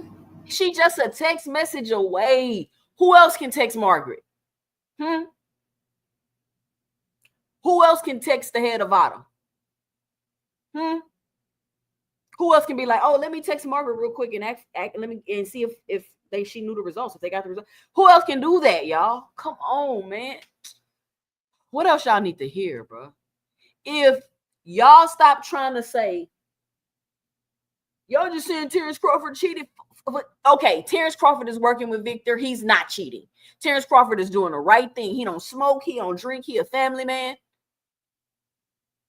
So now maybe you can be honest about Victor. That's what we asking y'all to do. You hearing all of this stuff. How can you overlook it?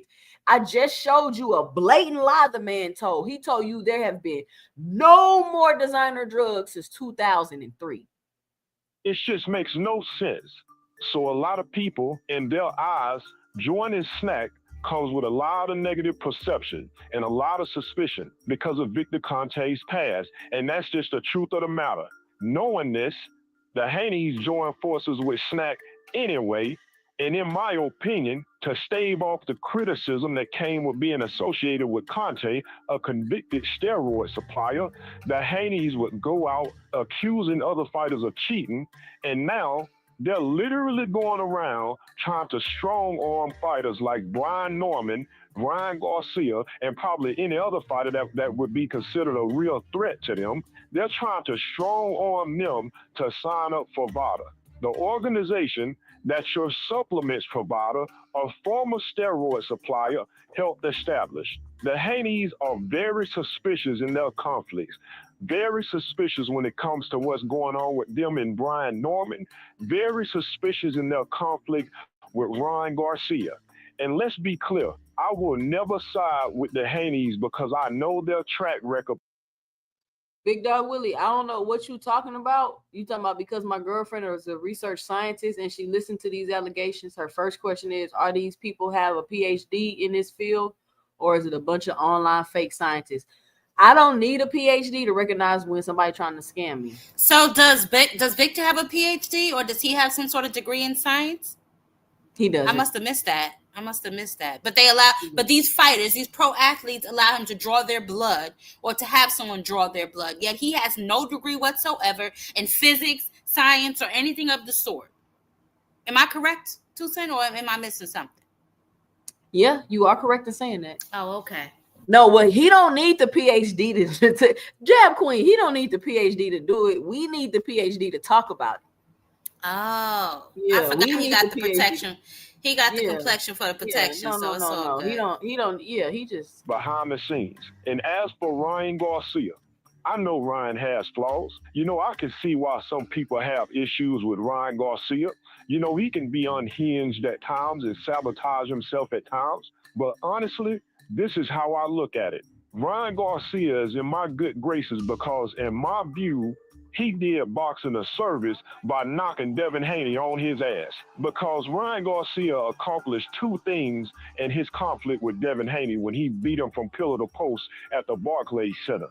He managed to expose Devin Haney inside the ring, and he also inadvertently exposed the Haneys outside the ring, because the whole Osterine debacle ironically brought out all types of information about the Haneys and their questionable past and their suspicious behavior, especially concerning weight and their association with Victor Conte.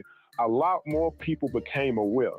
So Ryan Garcia did boxing a service, and for that, we're gonna support him. But one thing about Ryan Garcia is that sometimes he will sabotage himself and let the Haneys win their narrative battle.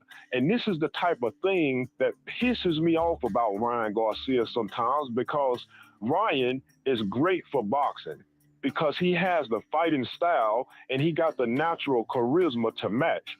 But Ryan sometimes will sabotage himself, and he sometimes lets people get over on him outside the ring. Ryan got to understand, these people are not your friends. The Haneys are not your friend. You cannot trust anything. You cannot be friendly with these guys. You cannot, you need to be watching the water you drink. You need to be watching everything. You need to be watching everything, because I don't trust anything, nothing. And that's one difference between Gervonta and Ryan. Gervonta don't trust a damn thing. Somebody like Haney, you can't call Gervonta and apologize because he don't want to hear that shit. Big Dog Willie, what are you talking about? So higher education don't matter to y'all? Okay, Donald Trump influences the people who know better. I don't need higher What education do Donald Trump have? Listen. I don't need education, a higher education, to tell when somebody's lying. I don't need a higher education to tell when somebody's trying to get over on me. I'm not sure where you going. I'm not analyzing nothing about no molecules and steroids and none of that. I'm analyzing Victor lying ass. And I just blatantly showed you where he just lied, like in a tweet that he just wrote. Oh boy. I know you probably trolling Big Dog Willie. See, people like to come in here and try to shame you and call you names. Sounds like a flat earther. Like, get out of here with that. Well, Ryan, you could call him and apologize, and Ryan might be like, you know what, don't worry about it, dog. Don't worry about it. Ryan got to tighten up, because you cannot trust these people. But the Haneys and this drug testing stuff with Victor Conte, I don't trust anything about it. And I have to make a clear distinction here because a lot of people are trying to make comparisons that don't even make any sense. I need everybody to pay attention. There ain't nothing wrong with advocating for clean boxing. Nothing. If fighters want to request testing for their fights, I see nothing wrong with that. The problem with the Haneys is this very thing I'm about to say right here. They are in a very suspicious position. To be clear, Devin Haney is sponsored by Victor Conte, who was convicted for supplying hardcore steroids to dozens of professional athletes. One of Conte's main bragging points was that he knew how to make the steroids undetectable. This same former steroid supplier is also caught on tape talking. Rewind that part again. Make them what? Undetectable. He ain't never popped. This is why. Was that he knew how to make the steroids undetectable. This same former steroid supplier is also caught on tape talking like he is the CEO of VADA as he was helping put the anti-doping agency together back in 2010. So, and it's called VADA. And VADA, V-A-D-A, stands for Voluntary Anti-Doping Agency. We've been working on this since September of last year. Mm-hmm. And we hope to implement in the near future. Conte is also on camera admitting that he knows how to beat the VADA testing system. Is it possible to circumvent? Yeah, it is. You know, but the same people that know how to circumvent, like myself, the same ones that know how to catch it. VADA is the same agency that the Haneys are trying to strong arm people like Brian Norman into testing with. This situation is completely unique to the Haneys. And to clarify even further, this situation between the Haneys and the Normans is disgusting. Just to simplify what happened, I'm going to simplify this for you. Number one, early July, Devin Haney and Brian Norman agreed to fight in November. Number two, all right, let's get into it. We about to get into. Listen, 71 people in the building. Ladies, if you in the chat, click the link. Come on the panel. It's 2 Cents Boxing Friday review show. This is what we do over here. We pull up clips, videos, tweets. We review them, give our 2 cents about them. Fellas, if you got something you want to say real quick, you can call in 281-845-2103. Let me pull up my Google Voice. You could call in. But ladies, if you in the chat, click the link. I put this show together just for us to have an opportunity to come up here, speak our minds about boxing. But at the very least, be sure to punch that like and subscribe button. We got 72 people in here. Let me get a like check. I should have 100 likes right now. Let's get into Norman agreed to 8 weeks of VADA testing. Number 3, a few weeks passed and the Haneys changed their mind and demand that Brian Norman doubles the amount of testing from 8 weeks to 16 weeks of VADA testing. Number 4, Norman agrees again. Number 5, the Haneys changed their mind again and demand 18 weeks of. Come on, y'all. I got 75 likes. I got 74 likes. Let's get to 100 likes, y'all. 70 people in the building. Let's get to 100 likes. Y'all punch that like button so I can finish the film. Let's go. We getting into it tonight. Y'all push the like button. Push the dislike button. Punch something.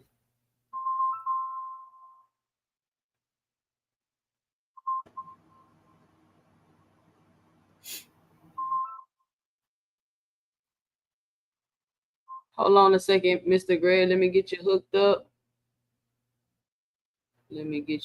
up. Real quick. Bing. All right. We got a caller on the line, y'all. Caller, what's your name? What's your 2 cents? Where you calling from? What you got for the show? Y'all put a 1 in the chat if you can hear the caller. You talk about me? Yeah, go ahead, Mr. Gray. They can hear you. Okay. I just want to call and make sure my two favorite podcasters in the boxing platforms have all the right information. The gentleman who's speaking, very passionate, of course, but I need to just make sure y'all have a fuller picture of two of the things that he said. One was about Canelo. Canelo suppressed his weight for years to stay at 154 so he could dominate that division. He didn't just gradually go up in weight. He stayed once at 154 purposely. And then he couldn't do it anymore, which is how he had to go up to 160 and 168. So it wasn't no gradual progression. So you just have to make sure you're clear on that when that particular statement is made. It wasn't no gradually years and years. He did that. Oscar kept him at 154 because Canelo was big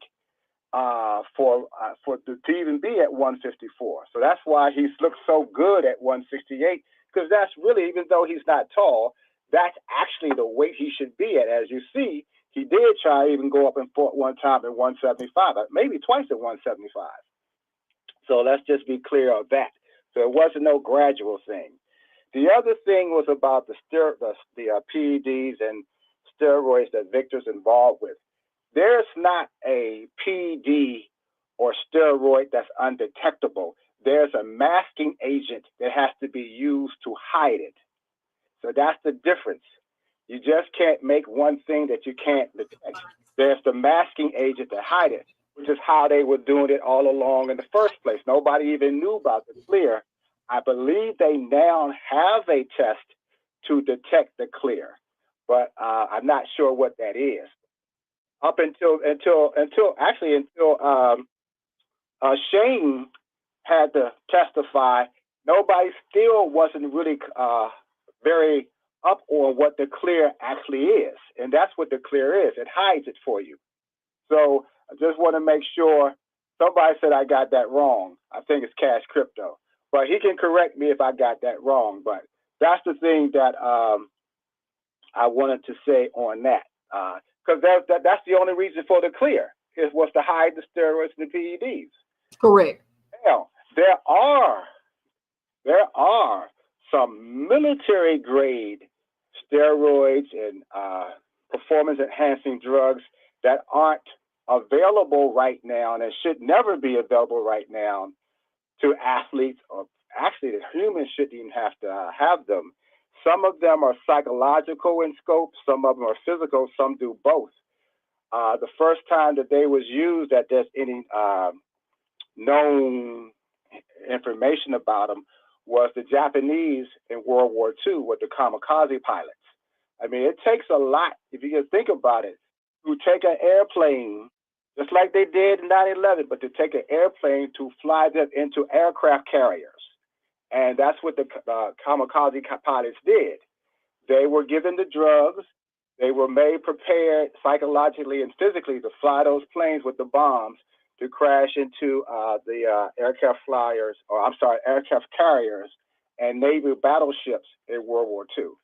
So there have been those kinds of drugs out there.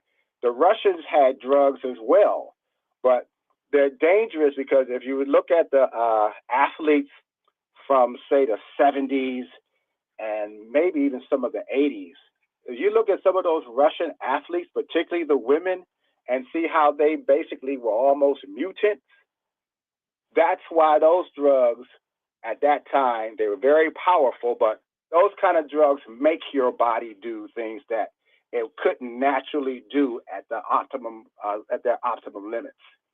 So yeah, anyone who does say there's no drugs out there that's new is not necessarily telling the truth, because there are drugs out there that still haven't been used properly, and probably those drugs have probably been improved.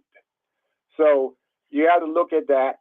Victor may very well have, or somebody else, not just Victor, somebody else may have also come up with some new stuff. I know the Japanese definitely have. For him to say no new, like every time Victor talks, it's a lion. Yeah, it's a lion.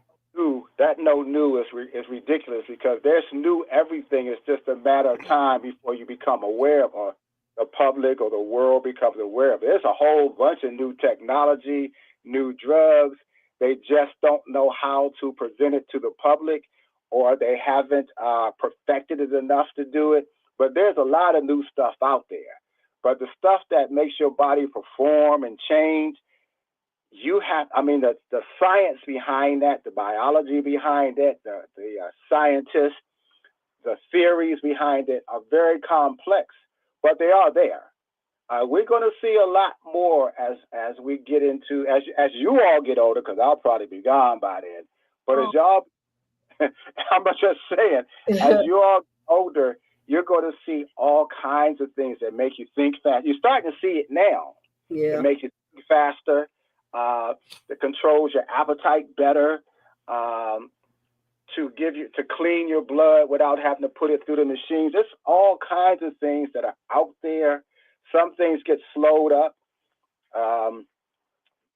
There are tests for some things that, for instance, I just use an example how things can go all the way to the right. The drugs that were initially made for your heart, some of those drugs, they found works grow your hair. Hence, we got Rogaine. Right. And Rogaine's out on the market, but it wasn't created to grow hair. It was created for your heart. You see what I'm saying? So you can find things that was made, things have been created for one thing, and then they find it works for something totally unrelated. Same thing can be with PEDs. You find something was made for something, it does something else. So that's another aspect to consider too. I mean, I know we're not going to get that deep into it, but that's another aspect to consider. There's a whole lot of things out there to use. So I just wanted to make sure, so when y'all have your information, that you get a fuller picture. I don't know who this guy is. This is the first time I've heard him, but certainly make sure when somebody's telling you one thing, they try to give you a broader picture. So it's just a YouTube documentary, so of course it ain't end all be all. Yeah. But I don't know him, but I know y'all. So I want to make sure I heard this, so y'all have this in your Rolodex. You can say, well, wait a minute, and you can ask those particular questions. Because a lot of times we don't ask all the questions. We'll ask some, but if they're going to talk, and we're going to talk and voice opinions and know a little bit of something. I mean, I don't know if nobody knows everything. But we certainly want to make sure that those other questions get put out in case you have to ask it. So anyway, I just wanted to get that in with you. Is Jupe and Ariana and the rest of the ladies going to come on? I hope they do. I don't know. That it's Friday night, so I'm not sure if they was available tonight.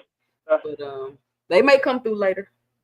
Okay, well, tell my girl Jay, Ty, I said hello to. I'm listening to you. All right. Thank you, Mr. Greg, for calling in to the show.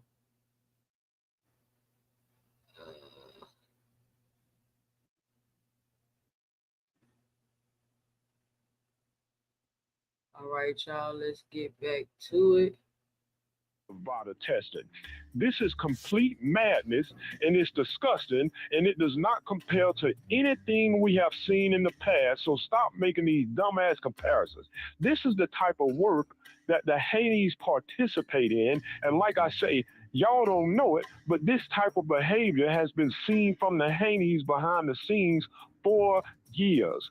Your supplements provider that sponsors you and has a vested interest in your success is a former steroid supplier that admitted he knows how to beat the tests of the drug testing agency you are trying to force your opponents to submit to. This is complete madness. This is a complete conflict of interest. There has never been anything like this. And for the foolish Haney fans that are supporting this type of madness, I should drop an anvil right on top of your head right now about the Haneys. But like I said, I'm trying to leave these guys just a little bit of dignity because I don't even want to be out here doing this. I'm grounded and I'm rooted in my view on the Haneys because my view on the Haneys is strictly based on their behavior pertaining to the business of boxing and the negative effects that they've had on this sport. I don't give a damn about who they are personally. My perspective on the Haneys does not change because I done put their ass in the category they're in after careful consideration and years of repeated behavior in this business. So you won't see me switching sides and changing positions because they've shown me time and time again exactly who they are. And that's exactly why I told you many times, I don't believe anything that come out of a Haney mouth. Not a Bill Haney, not a Devin Haney, not a Sean Haney, not a Aunt Haney, not a Uncle Haney, not no damn Haney. Then after all this chaos they done created all these years, they want to parade around and throwing lawsuits at people and suing people for their opinion, suing people for this, suing people for that. I tell you what, and to mess around and sue the wrong people, it's going to be the wrong move. Tell time it'll be a bad move. That's a bad move. I don't believe a word they say. And just so you know, it ain't just Bill Haney, it's Devin Haney also, both their asses. I could drop an ambiel on your head about Devin Haney behavior behind the scenes as well. I really could. So when Devin Haney sits his ass up there on a stool talking about Bruce Ennis didn't want to fight him at 147, trying to paint a picture like Bruce ducked him, I can't hear a damn thing Devin Haney says. I can't hear nothing that comes out of his mouth. And he gonna sit his ass up there talking about why would he fight Bruce at 152 if he ain't even fought at 147 yet. Yeah, you right. You haven't fought at 147 yet because you've been too busy fighting at 165. With all this damn excessive weight gain you done had going on working with Victor Conte gaining 25, 30 pounds overnight to get an advantage over all your opponents. You shouldn't have a problem fighting at 152 because your oversized ass done already been fighting at 165. So what's the problem? And I wanted to add something there too about Conte and Devin Haney gaining 25 to 30 pounds overnight, because a lot of people, they're going around. Let me pause it. Hayno's clan throwing a fit in the chat. They throwing a fit. This guy view of the Haney is just pure hate. Bill Haney is a trip and be capping his ass off, but putting a jacket on Haney is wrong. He not putting no jacket on Haney. He's saying Bill Haney be out here tripping behind the scenes, and that Devin Haney be tripping behind the scenes too. That's all. That's what he's saying. That's what I got from it. I don't know what you got from it. They're going around saying that it's normal in boxing to gain that much weight, but that's just more misinformation. It's not normal in Jab Queen. I thought about you when I heard this. Boxing to gain. Oh, baby, that video is gonna be sick. I can't wait to drop it. I'm done. As soon as I'm done editing in 2022, California hosted six times more boxing events than Nevada. You know, they were hosting a lot of events, pro and amateur events, and you're talking dozens and dozens of fighters. Out of that entire year, and after hosting dozens and dozens of fighters, only 10 boxers even came close to rehydrating 25 to 30 pounds. And this is according to the California State Athletic Commission themselves. So that narrative is completely false. So yeah, that's all I wanted to add there. You can go ahead and close us out from there if you want. Yeah, I'm gonna go ahead and close us out. And I'm glad you mentioned that. And see, this is the type of nonsense that I'm talking about. You know, the Haney fans going around spreading misinformation like it's normal in boxing to gain 25 to 30 pounds overnight in boxing. And we ain't saying it don't happen, but it damn sure ain't normal. Devin Haney has been verified on more than one occasion to gain excessive amounts of weight. Playing all these weight games trying to get an advantage. Then when Ryan Garcia knocked your damn jawbone sideways, you want to cry and complain about 3 measly ass pounds that you got paid for and you said didn't even matter out of your own mouth. Crying about 3 pounds when you've been rehydrating 25 pounds, having an advantage on all these smaller opponents. Stop playing. And that's exactly why I said Ryan Garcia knocked the snack out of his ass, because that's probably why we saw Devin Haney had stains all on his ass when Ryan Garcia hit him with that left hook, because we didn't see any stains until Ryan hit his ass with that hook. It was probably the snack coming right out of him. So yeah, we support Ryan Garcia over here because he did boxing a favor when he whacked Devin Haney. That's why it brought me great laughter when Ryan Garcia posted that picture of himself holding Devin Haney as a baby. Great laughter. So yeah, we support Garcia over here.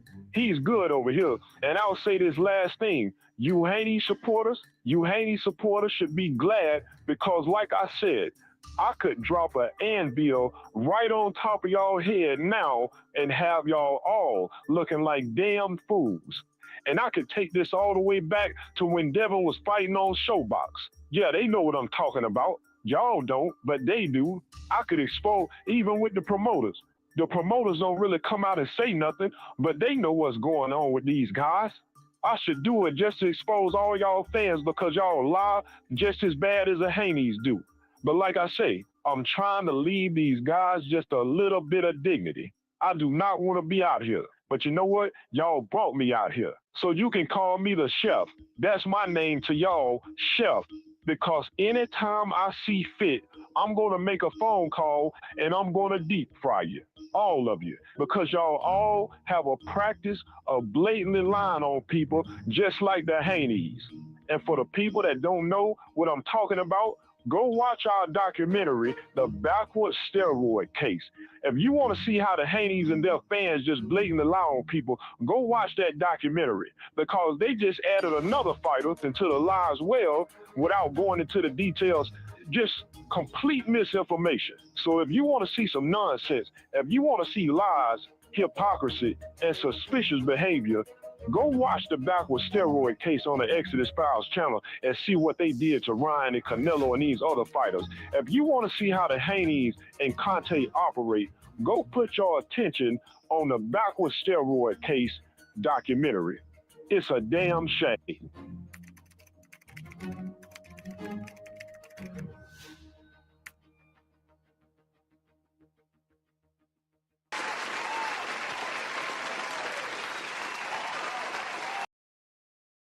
All right. Shout out to the Exodus Files.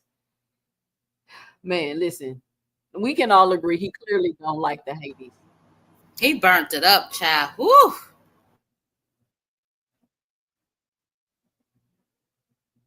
He burnt that up. So what's your 2 cents about that jab, Queen? What you got? Oh, that was so entertaining, honey. So some of that stuff is actually going to be in my video, but not all of it. I got to go watch this video again. That was definitely very, very informative, very entertaining, and no lies detected. So yeah, I'm here for it for sure. I'm going to watch that other video too. Yeah, the other one's pretty good too. The Backward Steroids Case is very interesting. Wow. Like I said, one day we're gonna find out what's all this behind the scenes stuff with Haney. I keep hearing it mentioned. I keep hearing it bring it up. We've been on here about 2 hours. I'm gonna go ahead and fully open up the panel. I do have some new rules for the panel though. I've been receiving a lot of feedback. People who are here live at the show and from people who are listening to the playbacks of the show. And I keep getting the feedback that the show is really good. They really enjoy it. They have a great time. But it really gets hard when everybody starts speaking over each other. So what I'm going to start doing is I'm going to ask people not to talk over people. And I'm just going to have to put you in timeout in the back if it keeps going. And it's just that simple. Like, I'm not putting nobody in the back because of nothing they saying. But if I have to continuously say, hey, I'm talking, hey, let them talk. Hey, if you're having an issue controlling yourself and waiting on your turn to talk, I'm going to put you in the back. Okay? So if you don't want your host putting you in the background, don't be talking over people.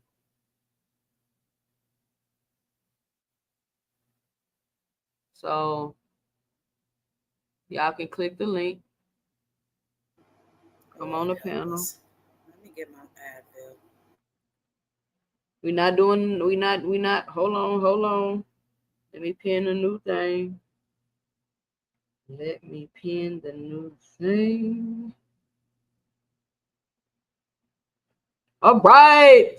Panel open, click the link. Panel open, click the link. We got Big Dog Willie and Mr. Greg on the panel. Hold on, y'all. Let me get the super chat real quick. Shout out to Kurt Heard with the $10 in the super chat. He says, finally caught you live. 2 cents boxing. Shout out, Kurt. I'm glad you caught the live show, Kurt. Mr. Greg, you just called in. Big Dog Willie, what's your 2 cents? What you got for the show? No, I'm just waiting for everybody else to get back up in here. That's all I'm doing. Just waiting for everybody else. You just trying to secure your spot, huh? Rich, what's your 2 cents? What you got for the show? Oh, my 2 cents is, man, that guy funny, man. He was funny. That guy was hilarious. He clearly, now I will say he clearly don't like the Haneys. Clearly. They must have pissed him off. You don't know what they did to that man. Yeah. Yeah, he on the tub, Rich? Nah, that's what I said. Hold on. That boy in the Rich in the tub. William Old School, what's your 2 cents? What you got for the show? I remember Chung Lee, MMA fighter. I remember there was a big old stink about him because he swore up and down when he got popped. I don't know how y'all popped me because my shit's undetectable. Now it makes sense. That's what he said. Yep. That's what he said. I remember that. He fought at Bellator.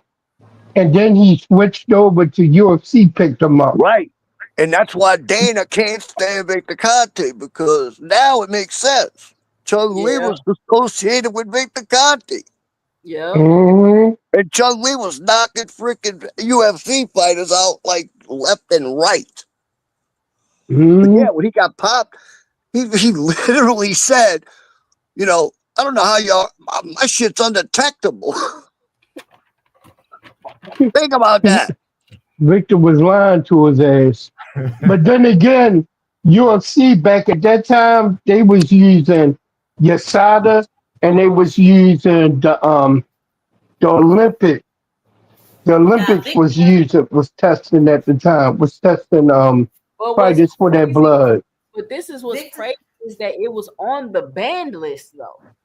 They just couldn't test for it till later. That's what's crazy. Probably the same thing going on now.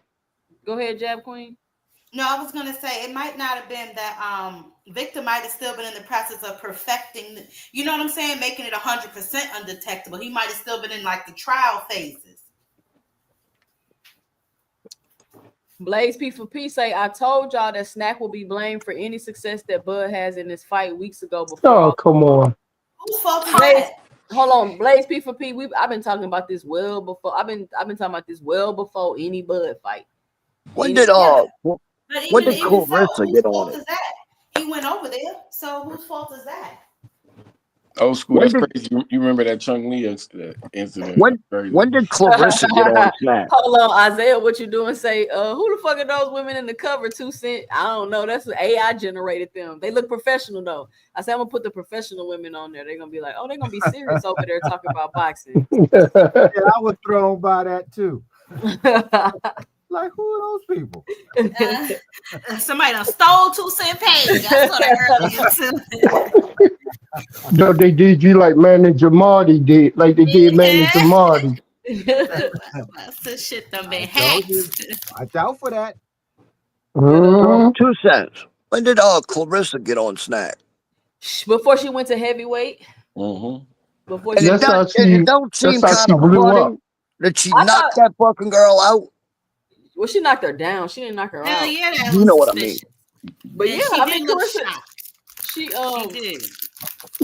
Look shocked. She was like, "Oh shit!" I thought she got with Snack because she was gonna keep doing MMA. Honestly, that's because she clearly, to me, she don't need any enhancements for boxing, in my opinion. But maybe she just wanted to be more powerful or stronger. But I thought she went with Snack for MMA to go to be able to be stronger and do MMA. Nah. She wasn't on Snack in MMA. No, I know she wasn't. I said I thought that's why she got with Victor for MMA. Oh. But it would make sense because I mean we know Snack does work and it helps you improve. And you're supposed to, you're going to be improved. And she needs to improve still. And I hope that she improves more in other areas of her boxing career as well. But speaking of the undetectables again, when there's not a test for something, that's one more way of being able to say something's undetectable if there's no test for it in the first place. Right. That's exactly. even though it's on the ban list, they don't have a test for it. And Mr. Greg, you know who wouldn't know they don't have a test for it? The person that sat down with the testing agencies and consulted with them. Right or wrong? Right or wrong? Right. Cash Crypto, what's your 2 cents? What you got for the show? Hold on, let me get this $1.99 super chat from Isaiah. Now, I ain't gonna lie, you good pretty much in anything you do. I will give you that. But if I got you some- will cheat. You will cheat. Hey, you look, will hey, cheat. like you said, I'm cheating for no reason. Shout out Isaiah with the $1.99. He says Shields got NFL practice for the new season. Shout out Isaiah. All right. Who was talking? Yeah, I ain't gonna say.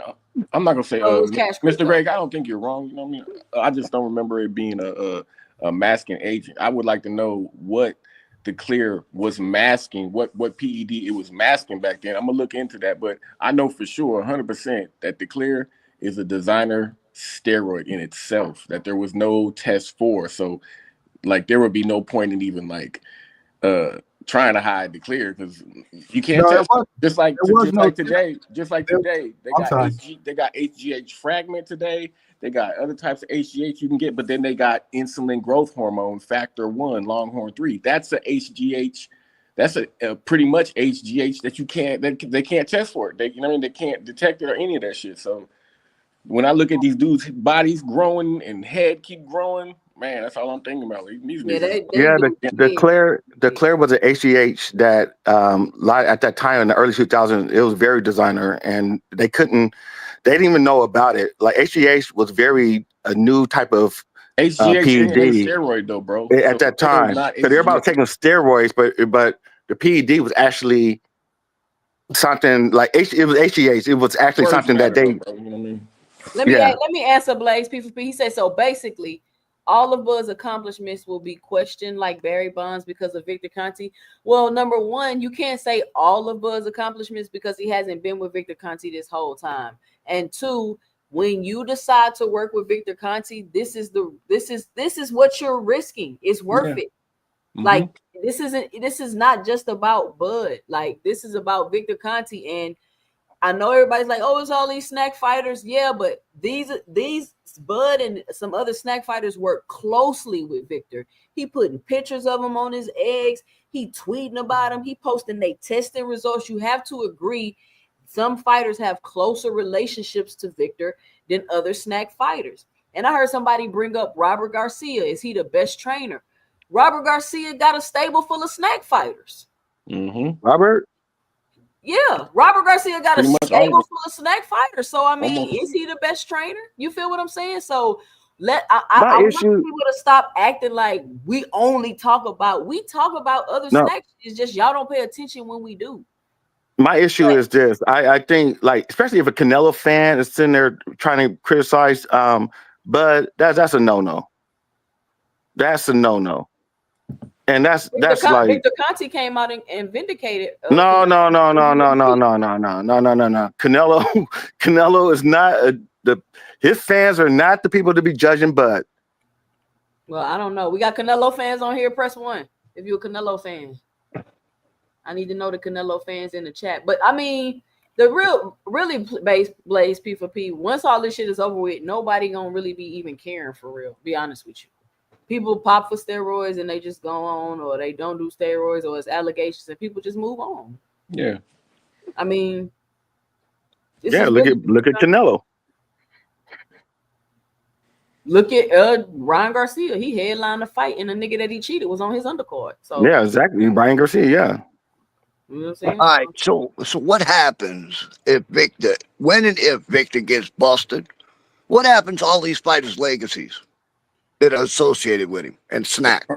I think people will talk about it, but it'll be tarnished with an asterisk. But it'll be nothing. Nobody cares about. It's not going to be like Olympics. It's not going to be like track or baseball or anything like that. I don't think it's going to be anything like that. I don't know what they're going to do actually, but I just and this is my fear, right? He ruined track. Marion Jones, he ruined that. I don't want him to ruin this. Think about all the fighters that have won championships and are associated with Victor Conte, it won't be just Bud, y'all. It won't be just Bud. It'll be a list of fighters. Yep. Yep. Yeah. Look at Lance List of Armstrong. fighters. The whole new wall. You feel what I'm saying? It'll be a like I wish y'all would just stop being so emotional, act like this just about Bud. Like to me, that's kind of like. But he does get talked a lot. I think he's targeted, and I think for the wrong reasons. And I honestly, for that reason, why is there's other fighters on Snack, and he's the one that's getting targeted because he's fighting Canelo, which posting about them. Is Victor Huh? Conte Is Victor Conte posting about the other fighters? because Bud is getting the most flack out of everybody. But is he talking about the other? Is he posting other fighters? He posted the ones that's close to him, the ones you can actually look back at their history and see the up and down in their weight. You can see how big Bud is now within what 6-7 months. He wasn't that big not too long ago. Let me say this. Let me say, Big Dog You know Willie, what I let me say mean? this to you, Big Dog Willie, because let me tell you how it's gonna happen. Right, the bigger these Snack fighters get, the more Victor Conte is gonna want to attach to them, so people understand that they're together, and that's when they'll start receiving more of the scrutiny. Like right now, I mean, I'm not denying that, but it's the fact that he's getting demonized, and I would say demonized by content creators, and he hasn't popped dirty. That's faulty. And until he pops dirty, you guys can't demonize him. You can have speculation, but demonizing, there are people demonizing him. I can't control what they do or say, and they can demonize them if they want to, though. That's the thing. Like, if that's what they want to do, they can do that. Yeah, but his fans are going to respond the way they are, and I guess what you're going to say is it can go both ways. But people are going to come on your show. I'm going to say your show because you don't demonize them, but people are going to come on to other people's shows and cut slack and cause big ass ruckuses like we see with certain other content creators. Not going to say their names, but it's getting out of control. Hey, Big I Dog. think this is Big Dog Willie. What I think is getting out of control, like a content creator say something, and then it's thousands of people crying about it. It's thousands of people making videos about it. It's thousands. That's where you get what I'm saying. Like if you let people say what they want what and happens. go about show business. Whoa. But that what happens when you're in a public. That's what happens when you're in a public setting. They get criticized just as well as the fighters get criticized. Okay, well then it's the people. This is what you're not realizing. It's the people that keeps crying and talking and making the videos about it. You get what I'm saying? If I came on here and I said something stupid and then y'all was like, just stupid, and then nobody else say anything about it, it wouldn't spread like wildfire. But it does when you have a huge, like I said, some people have huge platforms, and when they say something, it leaks around, it gets around. And we have a huge platform and we keep on preaching the same things, it's going to come back either on the fighter or on the people who his handlers or whoever you want to say. And it's going to draw attention. It's going to come, you can get a backlash with it. And that's why I don't understand. Content creators too much responsibility and obligation. You know what I'm saying? No, if you have a large audience, that's what you get. There are people like, what's that dude? The white dude was saying all those kids got killed. It was a hoax. That fat white dude, that shit came back on him, and he paid a heavy price for that shit. But this ain't that, bro. This is no, it is that because it is that because he's a content creator. He is a content creator, and he said crazy shit, and it came back on him because he had a large audience. Well, look, all I know is that. Hold on, let me let Rich go. Rich, what's your 2 cents? What you got for the show? And first of all, once again, we not talking about, but like I don't be just talking about no Bud over here. Like we not doing that. I'm talking about Victor and this long list of fighters that's gonna be messed up when he finally gets discovered and caught. And it's gonna flip the I think it will flip the boxing upside down for real. I think it will. Rich, what you got for the show? Man, what I got for the show is I really don't stick my nose into this business like that, but that guy that was on there that was just talking, he only named 3 black people. He didn't name 1 Spanish person. All the Spanish people he did name, he like was obsessed with them, man. I really think it's somebody out here trying to tarnish these guys' names, these girls, Claressa Shields, Devin Haney, and Terrence Crawford, and they got an agenda to push, man. And people helping them out. That's how I look at it. Okay, so What I how just am I seen, tarnishing your name by pointing out the fact that you're working I with the just, biggest drug cheat in the history I we've just ever seen seen? that Victor had a lot of Mexicans. I seen he had a lot of people on that snack stuff, and he only picked Devin Haney, Claressa Shields, and Terrence Crawford. I don't know why. Rich, who else does And who gave else does Canelo Victor a talk pass. about? And gave Canelo a pass. That was the tall part. And then he said something about Ryan Garcia. I was happy for Ryan Garcia. Then he said that Devin Haney is this and third. Like it's like I don't know. He definitely Where don't that like guy, the I don't know Haney's. where that guy from, man, but best believe he would have helped out the slave owner, man. He definitely would have. He was running. I don't know where. Oh I don't know man, where. cut it Time out. out. That shit. Cut it out. Cut it out. Cut it out. So Cut it out. hold on, y'all. Cut it out. So you don't think the people that went with Victor Conte would have helped out the slave owner too, bro? Mm-hmm. Yeah. Man, I don't know. I don't know. Yeah. I just want to know why he put only them 3 black people. And I'm like, damn, man. Yeah, and he was Because they Victor capping for Conte mascot. he was capping for That's Canelo. why. That was the worst part. He was capping for Canelo. That was bad. Rich, let me say something about the black athlete. If you look back and look at Victor Conte's all his interviews and all his words and him talking, he likes to deal with black athletes because he knows already that black people have higher levels of HGH naturally, testosterone naturally. They're just better specimens. I mean, you just listen to him in the past. They're talk better about it. genetically. They're better They're genetically advanced. I mean, Okay. dominant. So he likes that's why he targets the black athlete because he already Well, knows in that. baseball, he had a lot of white athletes Hey, there nigga, too. can I finish my thought? Freaking emotional ass jump in every time. Jesus fucking But Christ. who are you nigga. talking about? You nigga, hit mute. Oh boy. I didn't even know we that you were go. talking. Push mute, nigga. Push mute. Okay, Peso Crypto. Push mute, little nigga. All right, You Peso can get it Crypto. off when I'm done. Push mute. All right, Peso Crypto. Push mute, little nigga. Emotional ass nigga. Look at Peso's Crypto up here talking to somebody emotional all the time. Nigga can't get a sentence off without one of these little emotional dudes running their mouths. All right, Peso's Crypto. Just keep talking. Go ahead. All right, Pap Smear Willie. Let me get it off. All right, Peso's Crypto. All right, push mute, little mama. Rub your belly and push mute. You good? Wear your balls and push You mute, good? motherfucker. Are you good? Are you good? Oh man, y'all. Go ahead, Cash Crypto.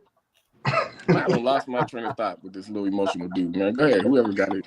Yeah, you were saying something. You was cooking. Hold on. What you was saying? But Cash, Once I get to cooking one of these, it brings the emotional. It brings the bitch out some of these. It's not Cash. It's Peso. You said It's not Cash. It's Peso. Nigga can't just be quiet. You said he like to deal with black people and because they genetics and stuff like that. That's what you were saying. Yeah. I'm just saying.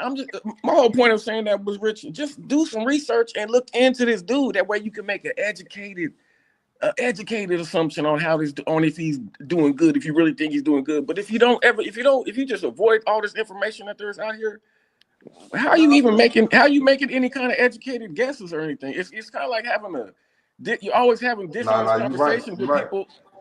It's like I feel like I'm always having dishonest and disingenuous conversations because I done went in. Not only the fact that I was alive during Balco and grown man, I remember all that, and now I've gotten more information since then. So I feel like I know a lot more than a lot of these people, and they trying to argue with me, and they ain't even seen the snack documentary or the Balco documentary in itself. You know? So it's kind of pointless talking to some of these people, man. I'm out, y'all. I got my show in a little bit. All right, William. Thank you. He is right about that. Blaze P for P. What's your 2 cents? What you got for the show? All right, peace, Chad. Peace, panel. Crypto make a good point. I mean, you don't got the context to like how big, the scandal was with Victor Conte and Balco and, the Olympics, and then also with baseball, and then even seeing like, what I put in the chat earlier, it's like, with Barry Bonds. He never tested positive, but the witch hunt for him, the case, his partner not giving up the information, going to the feds for obstruction of justice is big. And so me, I'll first to tell you, I'm a staunch Bud supporter. right? And I said it before the hoopla came out to where they started specifically looking at Bud, but which is because of Victor Conte popping out and they want to show bottom results and all of that. The scrutiny is warranted because of how bad the cheating Wait, hold was. And on, so Blaze P4P. I feel like you didn't switch. You didn't change your perspective a little bit. no, I haven't changed my perspective because you look, what you gotta understand with me at the end of the day, when I come on here and talk about boxing, is I always separate in the ring, outside the ring. At the end of the day, the question is going to be with me is like I told you even before all this stuff came out. I said, hey, any success that Bud's going to get, they're going to blame it on Snack. Now, I was being facetious several weeks ago when it first happened because I didn't realize that it was going to really come out to where boxers was going to start bringing it up. The Sean Porter, then Victor Conte was going to come out and start talking, and then Bud was going to be in the center of it. And the scrutiny is warranted because he's the biggest boxer that's part of the Snack program. He's the most successful boxer part of the Snack program, and he's going into the biggest fight since Mayweather versus Pacquiao. So one thing about me is like I can tell you, I'm a staunch Bud supporter and fan, but hey, I live in objective reality. The critique, the suspicion is warranted. My thing is just that this stuff's been in the sport. It's been in boxing. We've been new Victor Conte, been with Snack.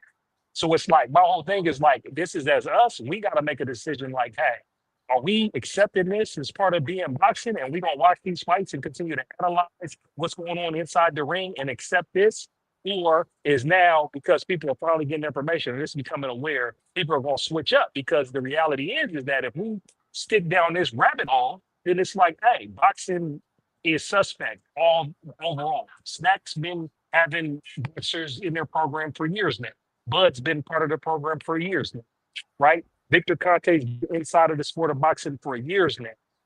So what are we going from here? Are we not gonna watch it? Are we gonna critique Blaze it? Are we gonna put an P4P. asterisk on everybody? It's not about this. And let me say this, right? We are bringing awareness to it and talking about it. We're doing that. And all we're getting, Blaze P4P, is attacked. And Hey, wait, so yeah. You feel what I'm saying? And call names and this and that because people don't want to be honest. Like Claressa Shields is my favorite fighter. She was snacked. I'm not even crying all in my feelings. Look, she's 2 gold medalists. I'm not doing all of that because one, I do know that she accomplished all those things before she ever got with Victor. We can't act like Bud wasn't 2-time undisputed before he got with Victor. It's not gonna be that, oh, everything Bud ever did was because of Victor. No, I don't think that. No, that's not gonna be his legacy. But what we are gonna see is what happened after he got with Snack. And honestly, Blaze P4P, if Victor never get caught, nobody even really gonna care about this later. It's a hot topic now, and it's Victor. He wasn't 2 times undisputed. I guarantee you, the next big fighter Victor attaches himself to, if it ever happens, they will be under the same level of scrutiny. And the reason why Devin Haney gets so much of the scrutiny for Victor and Vada is because they try to weaponize the drug testing against other opponents and try to make them and force them do whatever they want. So honestly, Devin and them kind of bring that shit on themselves, in my opinion.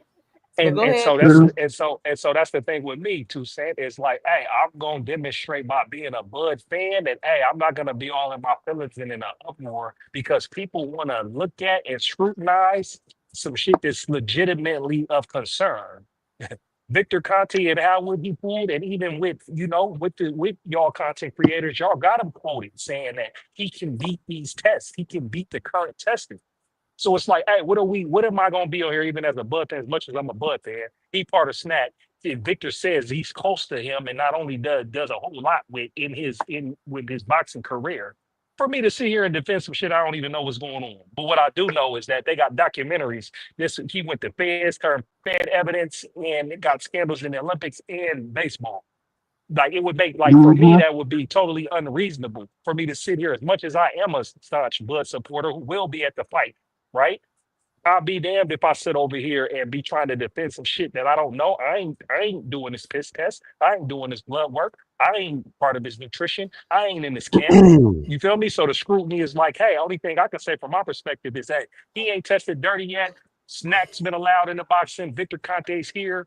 I'm hoping my guy's playing, but the scrutiny's warranted. And with that said, this is where I let my plane. All right. Yeah. Shout out Blaze P for P. See, Blaze P for P, they say shit like this. It boils down to Earl getting his ass whooped. And see that. I look at all these guys the same. Even like Viterbi. When I seen Viterbi, I'm go sorry. ahead. Sorry. Go ahead, Mr. Ray. No, I was just gonna say I agree. I was going to say some of the same things that Blaze P has said, so I don't have to say it again.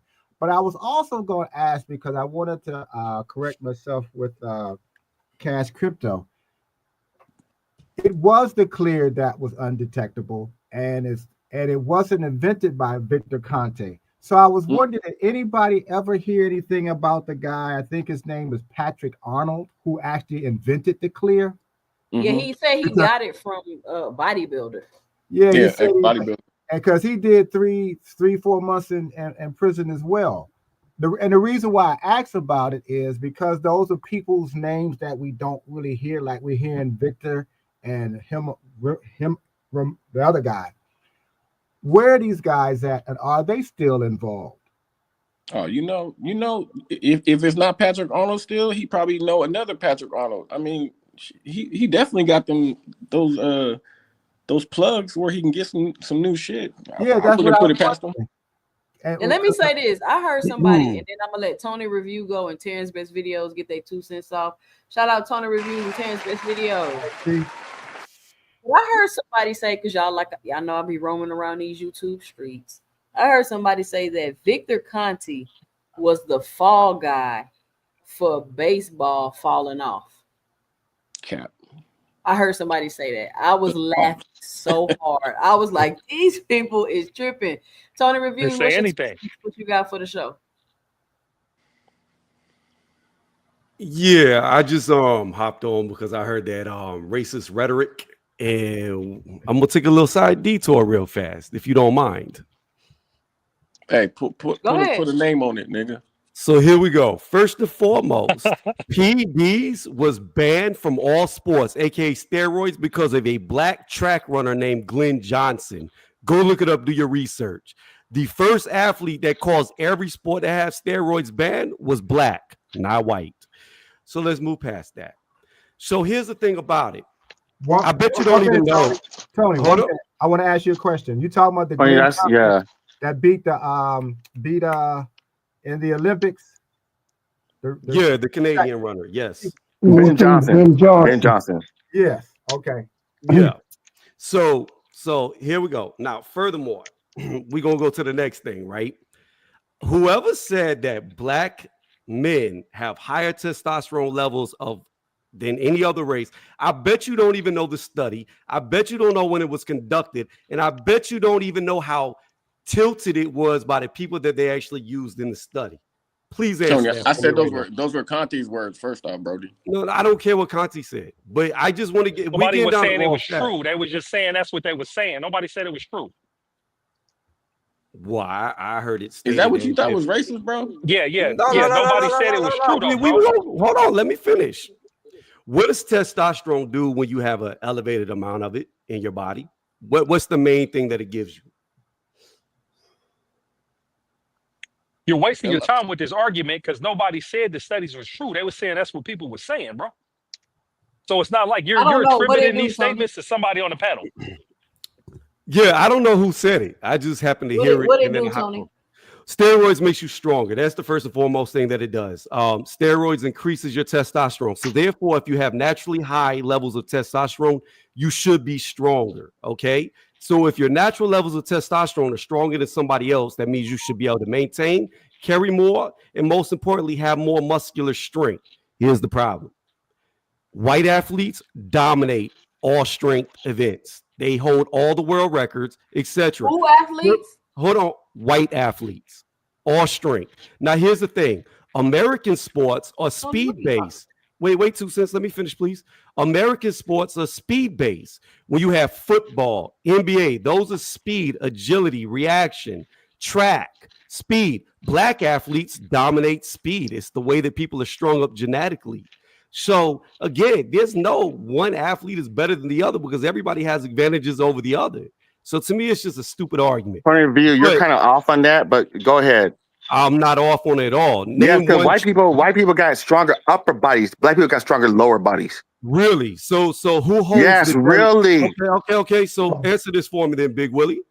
So then that would mean that black athletes hold the squatting world record, right? For The most weight ever squatting. squat. Let me. That's your lower body. Squatting is like wrestling. I mean, weightlifting is dominated by white people because a lot of black people don't get into wrestling. Into weightlifting because it costs money.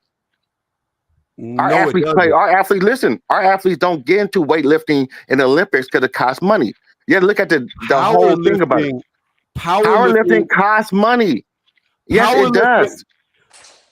How the fuck are you gonna tell me when you don't even lift weights? Powerlifting costs exactly $0 to enter a competition. Okay, never mind. Powerlifting is cheaper than fucking football because How many people go to the gym? How many black people go to the gym? Okay, never mind. Let them go. Let them go. So are you out your fucking mind? Go to any gym. A metric shit ton of black people go to the gym. Go ahead, Tony. Here's the fact of the matter. If you're talking speed, black athletes are always going to be on top. But if you're talking strength, white athletes are always going to be on top. Go look the shit up. Mm-hmm. Look up the world records. There's no debate. Mm-hmm. It's just it is what it is. But as far as Victor Conte goes, I've always said I wouldn't trust a thief in a store as an employee. I don't care if they went. I don't care if they went to jail, they paid their dues. There's certain things that like we just can't forget about your history. And it's like you're not gonna put a sex addict in a strip club. Like, you know what I'm saying? Like the fact of the matter is you always gonna have one eyebrow raised when somebody has a history. And to me, Victor Conte, it's just too much of a history, especially when you got fighters like Shane Mosley who never popped before. Then they do after working with the dude, and they blame that guy for it, allegedly. So there's just too much stuff around him. He's had several fighters who quit working with him, pop hot.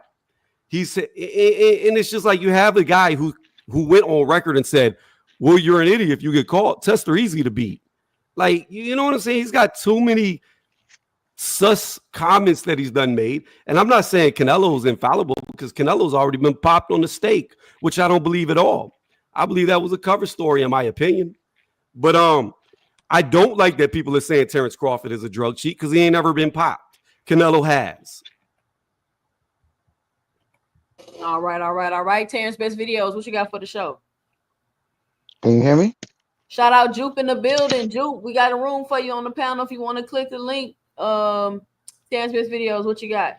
Hey, hold on real quick. Hey, Terrence best videos, man. Where you been at?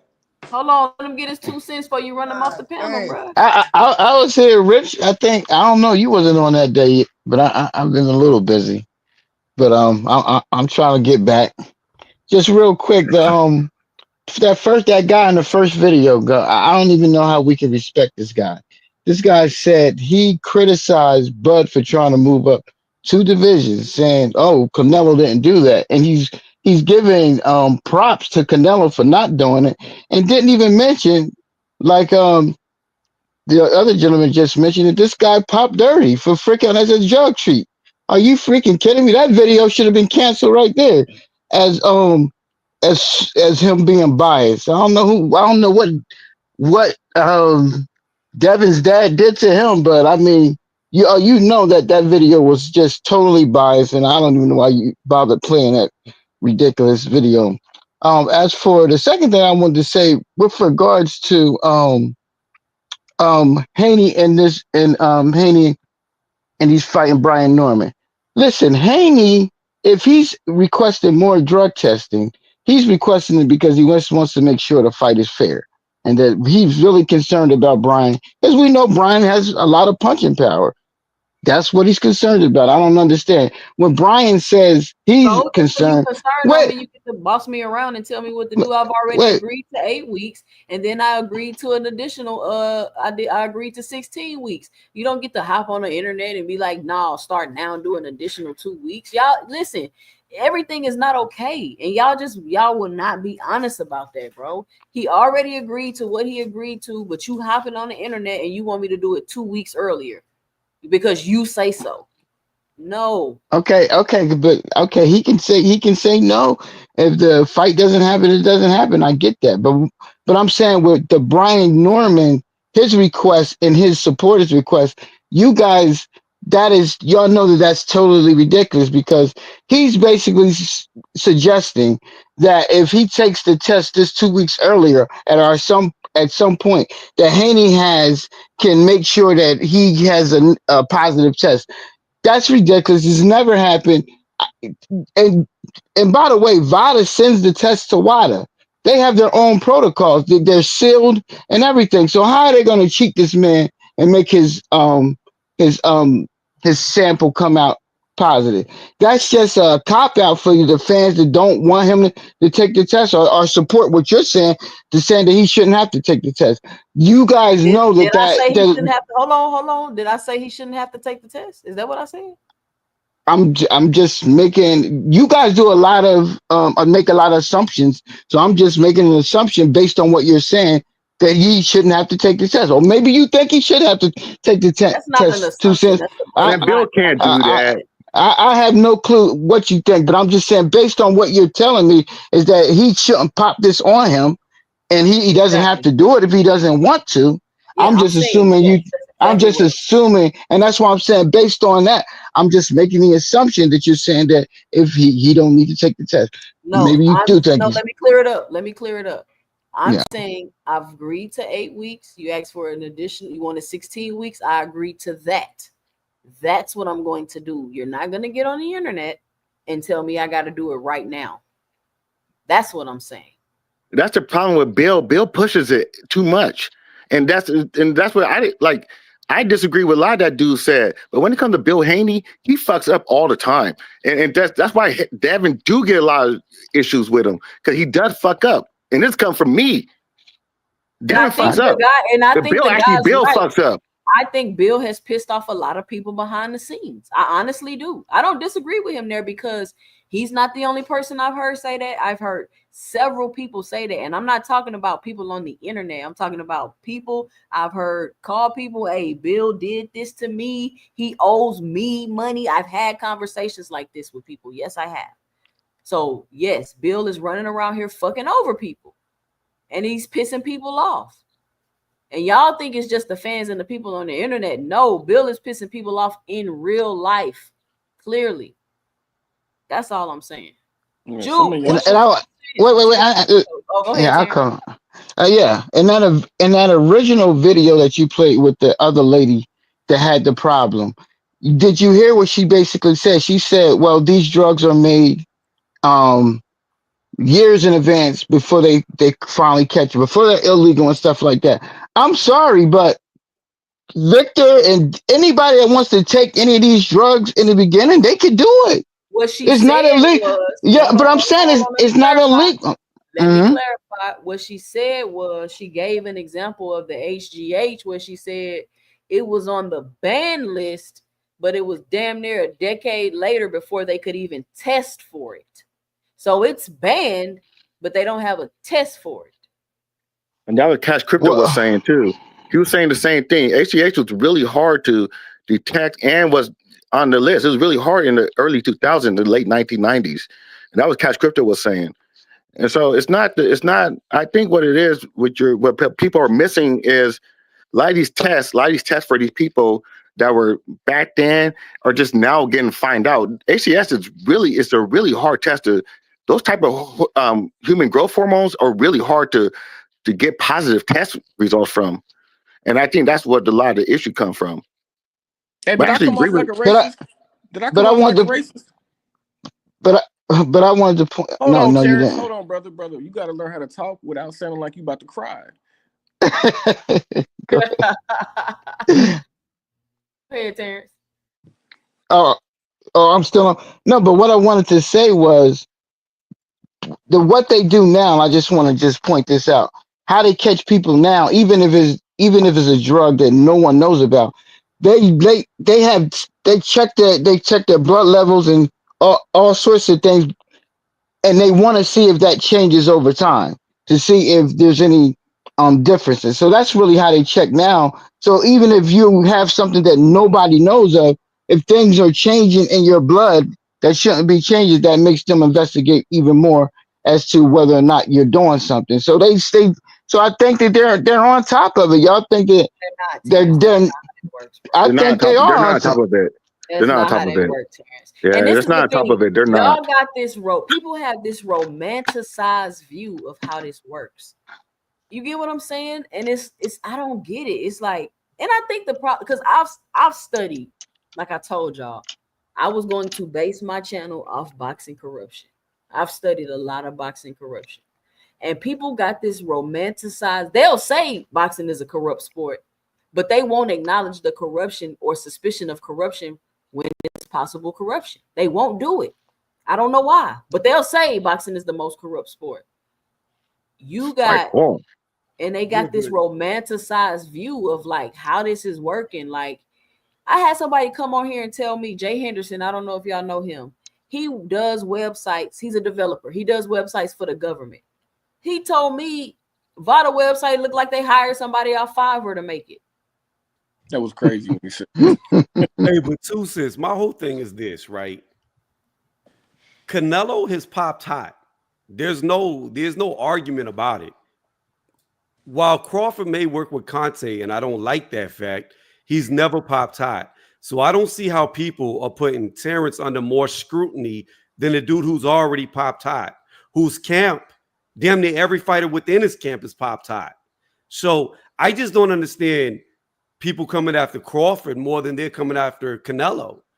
First of I all, don't get it. Tony, what happens is we've been talking about Victor, and people say, I heard somebody say when I was roaming around the streets, I was on the Bud Buddy channel, they acting like they talking about Victor, but they really talking about Crawford. No, we're talking about Victor. And 2, Eddie Reynoso, them, they're getting caught. They're getting caught. We don't have a suspicion of them cheating and being able to beat tests. They're getting caught. So I don't know what people want us to say, and I don't want to talk about Eddie Reynoso. Them, they're popping, they're getting caught. I want to talk about Victor Conte. That's my interest. My interest is Victor Conte. That's my interest. But what it seems like, 2 cents, is like there's Canelo fans who are out there talking about Bud in this way because we are talking about Bud in this way, and I think that's the problem with it. I've barely said Canelo fans are saying that Bud is cheating. Canelo fans, of all people. Victor said Victor came out and vindicated Canelo. He said Canelo ain't cheat. But no, but see what you're doing. See what you're doing. This is you're still like, oh well, like Victor Conte said Canelo too. It doesn't matter. You're still, Canelo got popped dirty.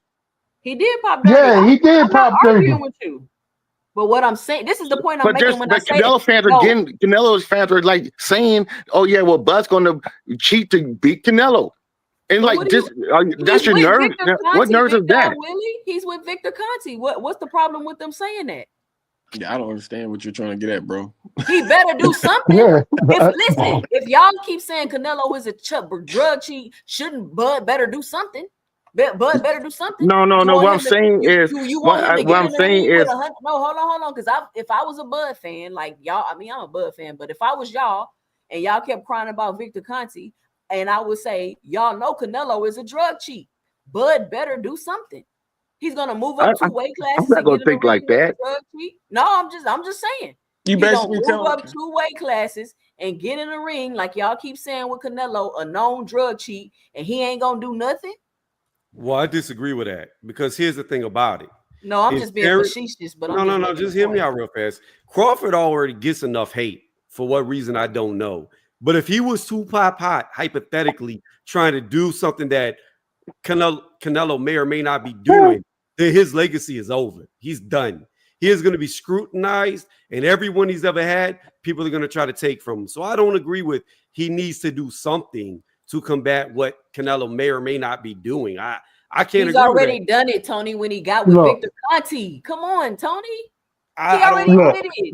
Look. I still believe in you're innocent until not, and he ain't never been caught. Hold on, we gotta let Juke get her 2 cents off. Juke. All right, go ahead, Juke. You got for the show. Hey y'all, how y'all doing? Hey, Juke. Good. Hey, I'm just listening to y'all cook. Y'all have a lot of good things to say.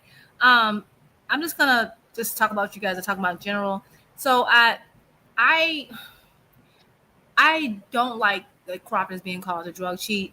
However, I do kind of understand the suspicion. And I feel like the suspicion is not just really Bud himself. I think it's all about Conte, which is why I kind of wish he would ditch him.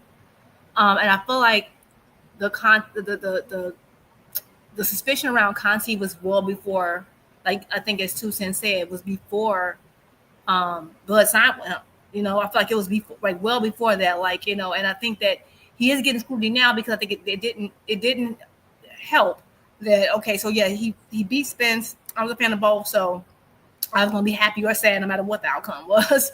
But he beat Spence very, I mean, emphatically, and it was like bulldozed them. Which, you know, that's a whole other conversation. I didn't really think I'd mean, you know, PEDs, whatever. But I do know that like he got with Snack like right before that. Which no, he got with Snack. No, he got with Snack maybe 2019. 2019. No, after 2020. So a little before that, Yeah, right? around 2021. Yeah, so like right before that, right? No, it wasn't too much far because when they fight in 2023, right? Fought in 2023. Okay. Right. So I mean, so that's fine. I think that like it is, and I think the suspicion for Conte is understandable. Like, there is no way. Like, imagine someone was out here, I don't know, hurting animals and had a history of hurting animals, and then it's like crazy to think that when people are suspicious of him saying, you know what, my new career, I'm gonna be a dog walker, or I'm gonna keep your pets while you're out of town, and you know, and then people act like you're crazy to be suspicious of them. Like, it's one thing to get a second chance, but to get a second chance and work in the exact industry that you were caught red-handed in, it's like that's a natural reaction. Like, you can't be a bank robber and then get a job as a teller and expect no one to have a suspicion about you, especially when you're out here telling everyone, unprompted, oh, I can get past any test, right? So I think that's understandable. I do think more focus should be on Canelo, and I've always been looking at Canelo like sideways ever since he tested positive. But that's the reason why, you know, and it just is what it is. And I will say, I understand. Like, I can't remember who was saying how like VADA and like they just collect, and then you have, or they do the scheduling, and then it's mainly WADA protocols, and you don't see how they can cheat. And I mean, I don't want to think, I'm not like a conspiracy theorist or anything, but if you think about it, if that's the case, then what's the purpose of them? If WADA's doing everything, what's the purpose of VADA? VADA is scheduling, right? That's my understanding. They're not even collecting this. Are they collecting the sample? I'm assuming they collect and schedule. They collect and schedule. Okay, so if they're not, so they're just a collector, right? So you have USDA, USADA, whoever the people that Floyd uses, I think Tank uses now, a few of the people. So my thing is that if you know the scheduling, because remember, it's random. The testing is random to the fighter, right? It's not random to the people who are in the system, which means it's not random to VADA. So they know who's being tested when. So you really can weaponize that for your own fighters because you know when the test is coming. And then this last slip up with that letter looks crazy. Like we can't, like you. I mean, I just don't know. I don't know what else. I don't understand. Like, people like, oh, I don't understand why he had, because he's trying to defend Bud. And I understand he might be in the hospital, but they're like, oh, he was sick, and so it took him a long time to clear everything up. But I understand he's dealing with a health issue right now, but you still had the time to defend Bud. I feel like the more he defends him, the more scrutiny he pushes Bud's way. And I've never seen a fighter advocate for only like a specific testing agency so hard. And I'm not saying Bud does, you know, but like I think that's why, like you were saying, the Haneys are getting so much kind of scrutiny. But I do think it is kind of fishy, and I think you should always. I mean, you can't claim you want a clean sport and then bring in like the biggest drug cheat in sports history, not just boxing, sports history. And then act like and then claim you're all about clean sports, and then act like everyone else is crazy or being biased because they're kind of like, you know, scrutinizing him and looking at him kind of sideways. We should. So that's all I have to say. I don't support Bud being called a drug cheat, but the problem is, to Victor's own word, he knows how to get around the test. So even if he was to do something, you wouldn't know anyway. They would never test positive because he already told us he knows how to beat it. facts, and that's why Yeah. Victor Conte posting tests. I had a question. Go ahead. My question for you, Juke. What evidence do you have that VADA knows exactly when these guys are being tested? What do you mean? What evidence do I have? They're the they scheduled. They're the scheduler. That's like okay. That's Yeah, like the but I secretary. thought they were random tests. It's They were random. random. It can't be okay. Just think this through for a second. It's random to the fighter that you're testing, but the person, if I'm scheduling to go out, it can't be random to me. If that's like me saying, if I'm like your scheduler, I know what's going to happen before anyone else is. Like if you have a boss and you work for that person, you're doing the scheduling. Maybe the public don't know that this person's going to be there, but you do because you're the one who handled it and booked them.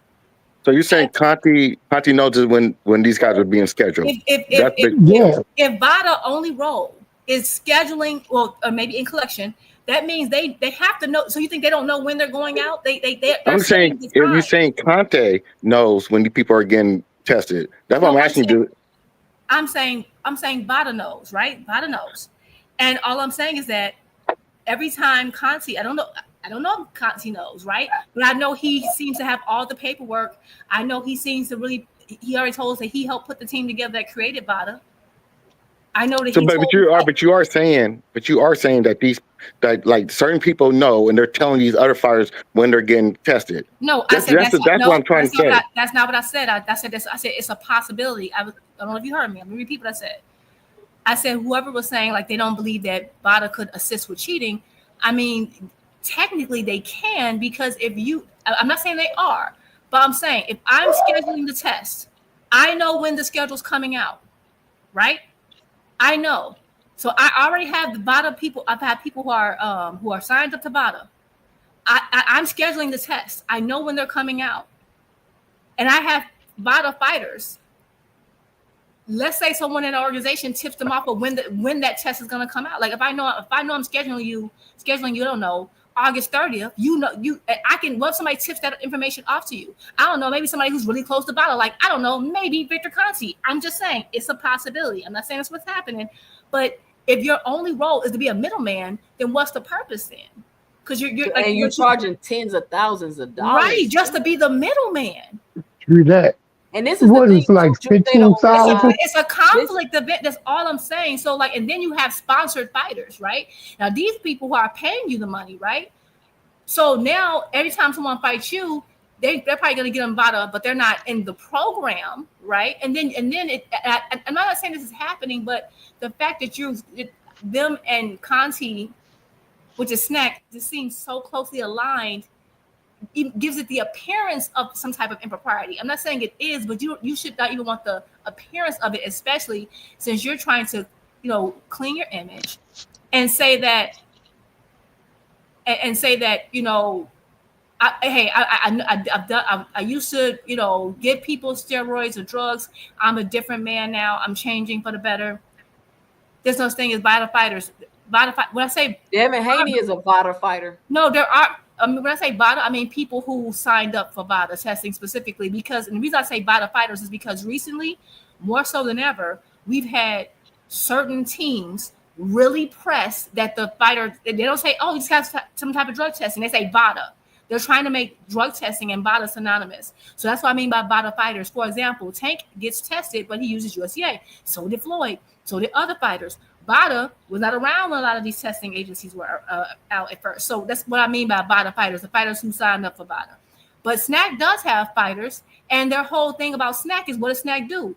Send you to VADA specifically, right? It's like are there any VADA fighters who don't get tested through? Are there any Snack fighters who don't get tested through VADA? Are there any Snack fighters that get tested through USDA or any other testing agency? That right there is a little. I'm not gonna say nothing, but y'all figure that out. There's a lot of questions because I want to know if these guys are getting tested evenly. Because I heard Porter say he only got tested twice in an 8-week period. So how do we know these guys are getting tested evenly, or one guy's not getting tested? Well, they probably not getting tested evenly if it's random cash crypto. And what people don't realize is that when he was at Balco, he needed to know testing dates in order to be able to beat tests. Mm-hmm. So I come to boxing and I schedule a company and all they do is schedule the test. That's everything. That's the ball I game. put a company together, and all they do is schedule. All they do is schedule when the team is gonna go out and take the sample. I can't believe this man got away with this, y'all. They Think want about him this. in my I'm like, if I know it's only random to the fighter. It's only supposed to be random to the We fighter. said- I told We you know that when they're guy. coming out to test you. But Jube, listen to how random this is. You know for sure it's gonna be 8 weeks, and on average you're gonna be tested every 10 days. How random is that for real? Not random. Right. So basically, what I'm hearing is, I think we all agree that there need to be like a universal testing system, so nobody can just be getting tested whenever and however and by this group. So it's just basically we're just going in circles talking about it's all bullshit, basically. No, that's not what I'm saying. That's not what I was saying. What I'm saying is that, okay, someone has to schedule the test, even if it's random, right? So what I'm saying is that random testing can't be random to everybody, and that's fine. But if that random testing agency is pushed, heavily promoted, and has ties to someone who's also selling his own supplements and taking his own fighter's blood, and then saying you specifically have to go to BATA, specifically, we only accept BATA. You have to specifically, and I could be wrong, and maybe some of the snack fighters are going through other testing agencies outside of BATA. I just don't know of any. If you do, let me know, and I'll be corrected. Jupe, I understand what you're saying. I'm just saying that I understand. I completely understand what you're saying. I completely agree with what you're saying. What I'm saying is that it's all fucked up, just in general. No, I don't think it's all effed up just in general. I'm saying You don't think so? Because not everybody's on snack, not everybody's on VADA, not everybody's on USDA, not everybody's Olympic style testing. There should be one testing system for every single fighter in the sport. I don't think that's the problem. I think that you're looking. I don't think that that's the problem. The problem is that when you have a company that's doing the middleman, the scheduling, and they're tied to someone who's the biggest sports cheat in history, that's the specific problem. But that is the problem within itself, because that can be regularized. That person don't have to be in that system if they had it all underneath one thing. Yeah, but they are under one thing. They're using water. That's what I'm saying. It's just a middleman thing. I mean, that's not the point. I get what you're saying. Jupe is saying they're all under one thing because everything is getting tested through water. Right. That's what I'm saying. That's not the problem. Is just a specific. And I'm not even saying it is a problem, because you know what? Conte could be on the up and up. Snack could be on. I'm not saying they're not. I'm saying I understand the scrutiny because there seems to be a huge conflict of interest. That's all I'm saying, and that's why I'm asking. Okay, are any of the snack fighters being tested through any other agency? Any other agency that doesn't know who aren't closely linked to a company that doesn't know the testing schedule? That's all I'm saying, because he said he met Margaret Goodman. He chose the team. He's told us this. He pretty much built VADA. Yeah, I understand that, but if everybody's underneath, he can text Margaret Goodman. You heard him on right. That's all. Oh no! I understand that. No, I'm not disagreeing with none of you guys. What I'm saying is that there should be there should be a universal thing that everybody's underneath, so nobody can get away with this shit. I think it should be more than one. I think the universal thing leaves more room for corruption.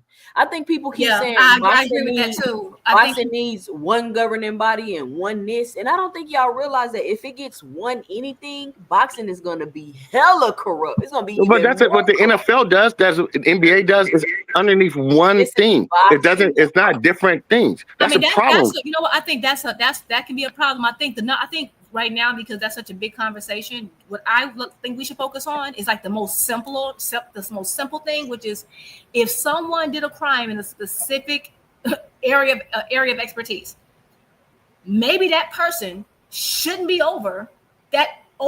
Okay, so you guys are technically talking about. So you're actually talking about Victor Conte by himself. I'm just talking about the whole. I'm leaving Victor Conte out of it. I know you are, and I'm saying specifically, we wouldn't even have to go there if we didn't even have these concerns until he stepped back on the scene. That's why I'm saying, like, I know you want to overhaul the whole system. I'm saying, for the sake of this conversation, because that's a whole big thing. I get you. You're saying we got to revamp everything because. Basically, like, to me, what's the most common sense thing is if someone robbed the bank, maybe they shouldn't be a teller. Like, this is common sense stuff to me. That's all I'm saying. I'm not saying they don't get a second chance at life, but maybe they just don't get But to you're the talking, top. I understand what you're saying, but I'm leaving Victor Conte out of it. So that's what I'm saying. I'm just saying, no, I agree with you. I'm Victor not Conte bringing shouldn't. Victor Conte out of it because again, you want to leave out the thing that is the most like blaring issue. Like I don't understand why. Let's leave out the main issue and focus on this big overhaul. Like you're hiring a bank robber as your teller, as a manager of the bank. Let's start there. You want to do this, like we can do this whole overhaul, but we have like a very simple fix right now. It's all like I don't understand what you want, like, oh, forget the fact that you just hired the mass murderer, watch the children. Let's think about the whole system. No, just hire. No, I think you misunderstand me. What I'm saying is Victor Conte. What I'm saying, Victor Conte can be out. I don't know. I think Victor Conte shouldn't be in the sport at all.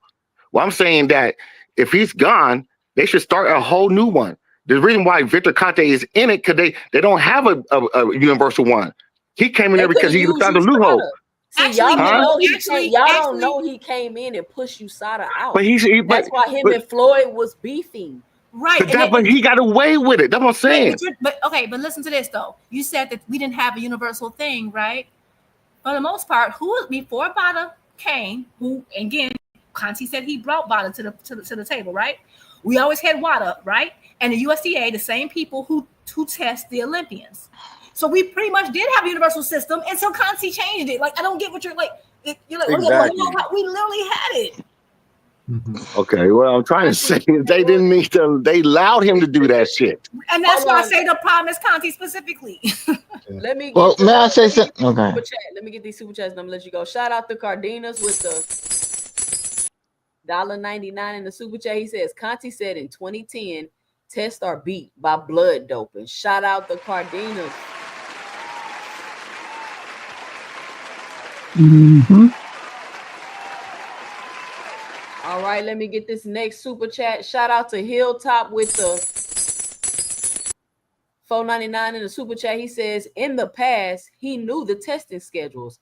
That's how Mosley was beating the test. Shout out Hilltop 156. Did you see what Coach said? Not yet. I got one more super chat. Shout out to Marshawn West with the $10 in the super chat. Now, I ain't gonna lie, you good pretty much in anything you do. I will give you that. But you will cheat. You will cheat. Hey, look, like you said, I'm cheating for no reason. You will cheat. Marshawn West. You will cheat. Is that not hilarious? Is that not hilarious? That is so funny to me, y'all. It tickles me every time. If I cheat and you cheat, hey, may the best cheater win. Oh, man. This message is approved by Vada and Tainted Meat of Mexico. Shout out Marshawn West. I hear that, Marshawn. I ain't gonna. I'm not mad. Hey, oh man, Coach I need me said some steak right now. Did you hear it? What Coach said? We need loaded gloves, bad hand wraps, Austrian timeouts. Hey, that's what PKO needs. It's gonna be Hey, but I wanted to say something. That's exactly what it is. I want to say something. Let's go back to baseball when Conte was cheating. Everybody was cheating in baseball. Pitchers, the hitters, and it was going. Nobody cared. Major League Baseball, none of them cared about it. When did they start caring about it? When Barry Bonds started breaking those records. Oh, so those sports writers started to get upset because this end is breaking these records. And now let's start talking about cheating. So that all got broken up because of Bonds and what he was doing. That's why they were so upset about cheating and steroids and all this stuff. And the same thing could be said right now. If Bud Crawford, and I'm sorry, if Bud Crawford wasn't doing what he's doing now, there will be nobody talking about freaking cheating and all this bullshit. This is all because of Bud. I'm sorry, the Budroids, because everybody's going after it because they don't like Bud Crawford. I don't understand it. Why people hate Bud, man? What is it about this man that people hate? I don't get it. And some of his own people. And some of his own people, they don't like this man. Okay, They hate this dude. We just Yeah, Terrence. That's the had a Terrence I very know. That's It the was Terrence Jose I Canseco know. wrote that book that That's did the it. Terrence I know. It was Jose Canseco that started that shit. For real. Jose Canseco wrote that book about steroids in boxing, in baseball, and it got all out, and that's when they started accusing everybody of it. It was Mark McGuire, Sammy Sosa, then became the Barry Bonds. Okay, Yeah. I'm not gonna talk. I'm not gonna comment on the baseball stuff. They're hitting balls with bats. These people did. I'm gonna say this, and I say this as a I love Bud. He's always been like my top pound for pound for years. I was a fan of Spence too. Like I just was torn, but and this is somebody who loves Bud. I think the problem with this discussion is that people always have this emotional appeal, like, oh, it's because they hate this person. I don't think that's what it is. And So what is it, Juke? It's because of Conte. Like we keep, and it's not just Conte in general. Like we keep acting like, and I don't even. And I used to be a Canelo fan until he popped, and now I was like, whatever. And of course, a lot of other stuff he's done. There was a huge discussion when he cheated. Like it was. I do believe that there are certain. It was a big deal. It was a big deal. I feel like people are like rewriting history. Because I know I was going at him. I know I was. But that was after he popped, Juke. But wait a minute. What I'm saying is that he actually popped. And what I'm saying is that and he actually popped. The difference is if you are with Snap, Victor told us you won't pop because he knows how to make it so where you won't pop. He said it. When did he say that, Juke? What do you mean when he said it? Multiple times in interviews.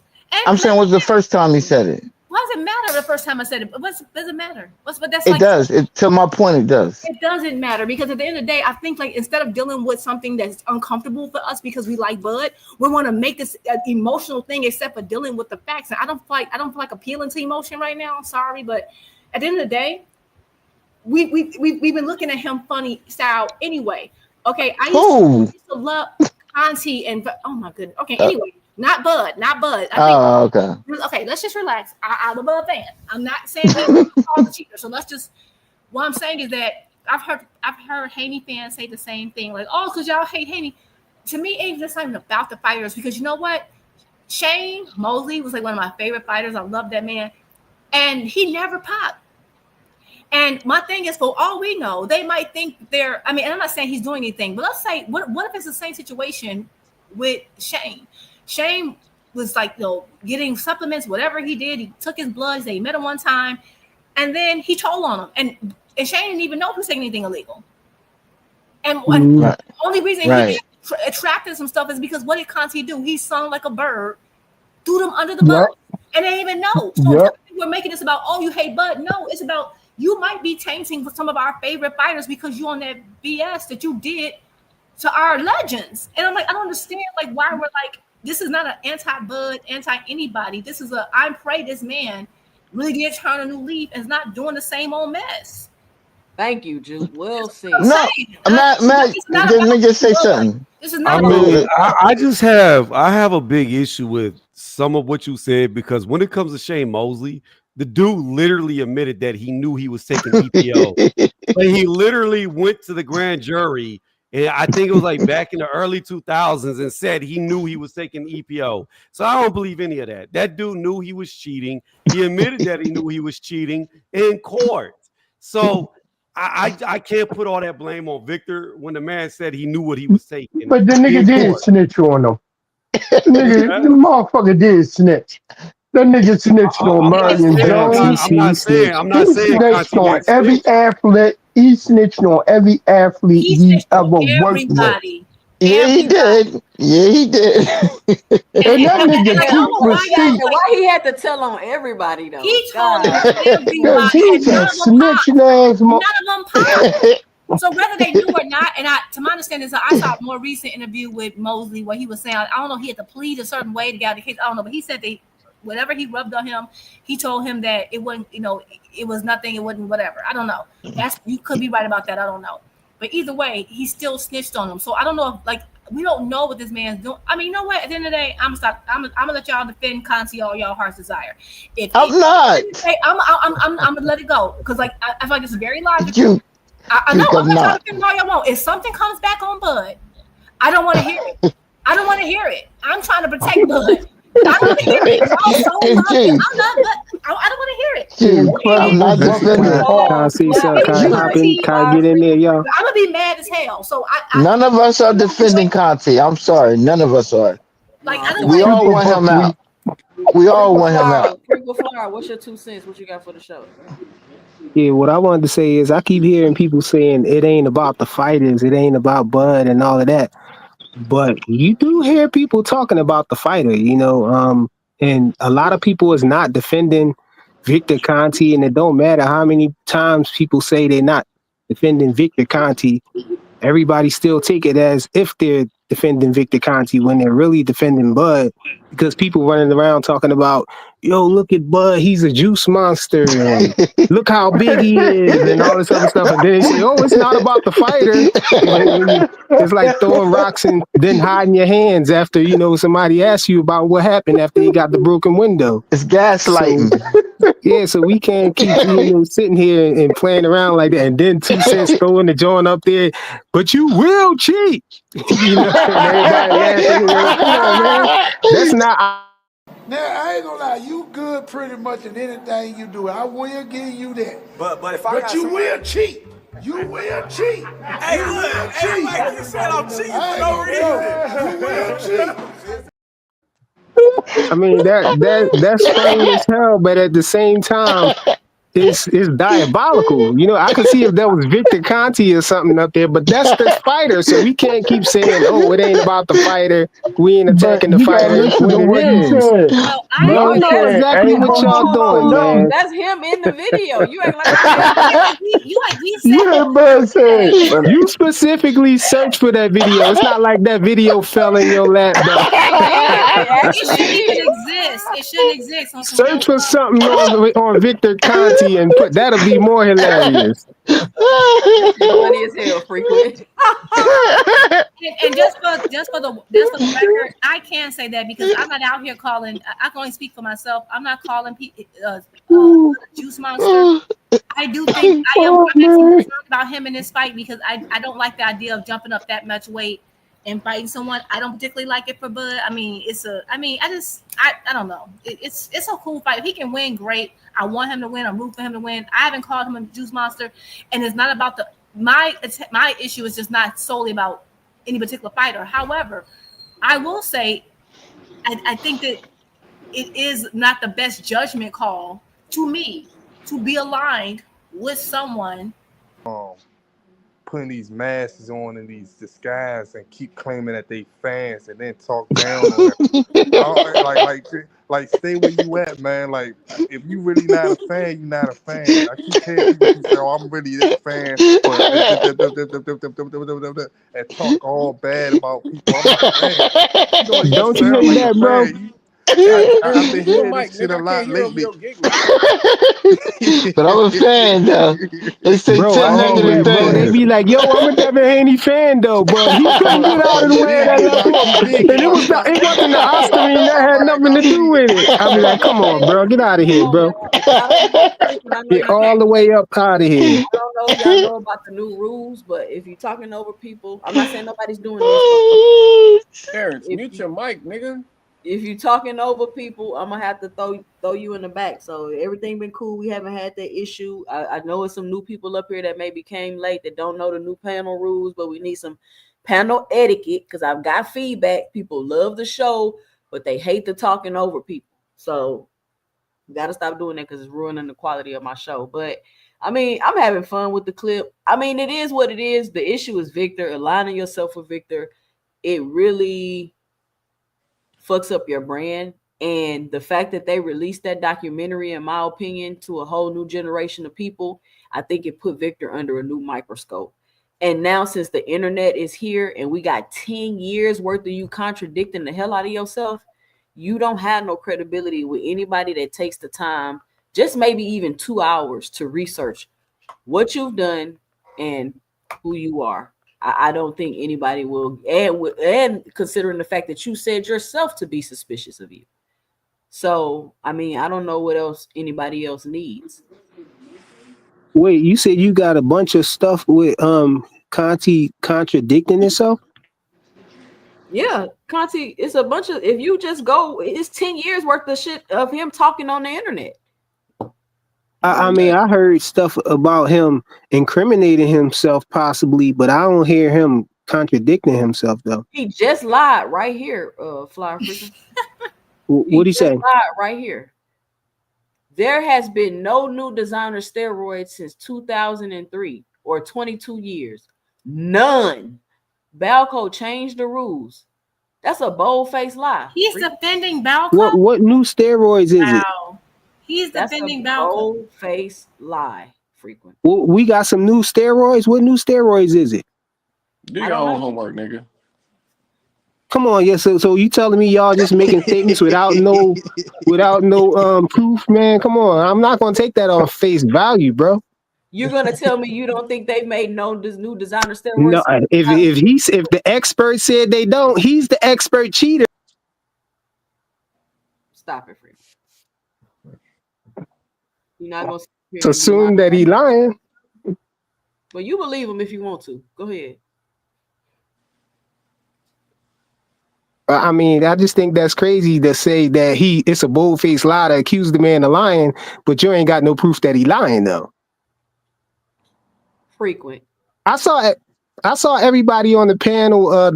It was last night. I think y'all was on Jab Queen channel, and y'all had Manager Marty and Deem and everybody was up there, and I just caught it on a replay, and I was like, dang, I wish I was woke and I would have hopped up there. I had some good arguments for y'all that would have pulled the foundation out of everything that y'all was saying, man. It was crazy about you don't be being genuine. Huh? You're not being genuine. I am being genuine. What I can tell y'all what y'all was talking. There's no new designer steroids since 2003. Frequent. I haven't heard any. How will we know? We can't just go off an assumption. If the man said they haven't done it, we can't just say, "Oh, that's a bold-faced lie," when we don't really know. That's a serious thing to accuse somebody of a lie. I mean, well, it might, for some of y'all, it might not be that heavy just to call a man a liar out of nowhere, but for me, that's a powerful thing. You know what I'm saying? That if your word is your bond, yo. When somebody just call you a liar all the time, that's crazy. They gave me the name Frequent Liar, so y'all know it's important to me. You know what I'm saying? I'm going to pay attention. I don't call people liars like that, just run around. And then a lot of times I think that people don't know. They're always making new steroids, bro. Stop this. A lot of times I don't think people know what the word lie means. They don't know what a liar is. You can be wrong and not be a liar. If you're wrong on something, they'd be like, "You're a liar. He lied just now." No, in order for you to lie, you have to know what the truth is and choose not to tell that truth to tell something else. That's what a liar is. Tell them Frequent. They don't know. A lot of people don't. I really think that a lot of people probably don't know what it, because how loosely that they throw that term around, calling people a liar and stuff. Well, I would also add that if you're stating something, if you're repeating something that's already been debunked, and you keep repeating it, then you are choosing to lie. It's not a difference of opinion anymore. You can't make up a new definition for the word, though. I did make up a new definition for the word. I said if something has been, if you were repeating something and then someone proves that it is incorrect and you keep pushing it, you are in fact lying. No, because in order for you to say no, Frequent. Yes, because the definition of a lie, a person have to know that something is not true. So if that person doesn't believe what you, it's a lot of cases where you can show somebody something and they don't believe it. You not believing it doesn't make it not so. If it's debunked and you can, I'm not saying it's not true. I'm not saying that that person won't be wrong. They just won't be lying. They will be wrong. No, you're trying to stretch it. No, it means you're knowingly lying. You're dismissing the truth because it doesn't favor your narrative, and you're pushing a lie. That's what it means. But you have to believe all of that was right in his act. Unacceptance of facts, like not accepting it, and then telling them that's lying. That's blatantly lying. No, No, that's to have to lie, intent. you have to know what the truth is. You have to believe it. You have to Yeah, believe it though. You do. Yes, you do. No, it doesn't. You don't have to believe fire is hot. Somebody pull up the definition, Like you say, please, man. fire not hot. I personally don't believe it. Your personal opinion just means that you are. What's the argument? You are. They're trying to tell me that a person cannot know what the truth is and still be lying. But they do know because they have to know what the truth. They have to know what the truth is and choose to tell something different. That's a lie. I'm gonna and say believe that it's the truth. Well, I'm gonna say this. It has nothing to do with belief. It does. People be wrong and y'all be like, he lied just now. He's a liar. I agree with Frequent. I agree with Frequent. But intent. People who say that, people who tend to lie. Faith, believing something, that's faith. That has nothing to do with factual scientific information. That's how about intent? That's called faith. Quit talking over people, nigga. Yeah. So only people who argue something like that are people who tend to lie. So that makes sense. Well, no, I don't agree people with that. who tend to call people liars is people who don't want to pull up the definition. Bring it up on the screen. Let me hop here real fast. No, like I don't believe You know what? like it. We can't even entertain. Hold on. Now I'm talking. Please don't talk over me. So if somebody says something and they say they get the information wrong, but they believe it's the truth, they're not a liar. like if Frequent was to say something that he believed was the truth at the time that he said it, he's not lying because he believes it's the truth.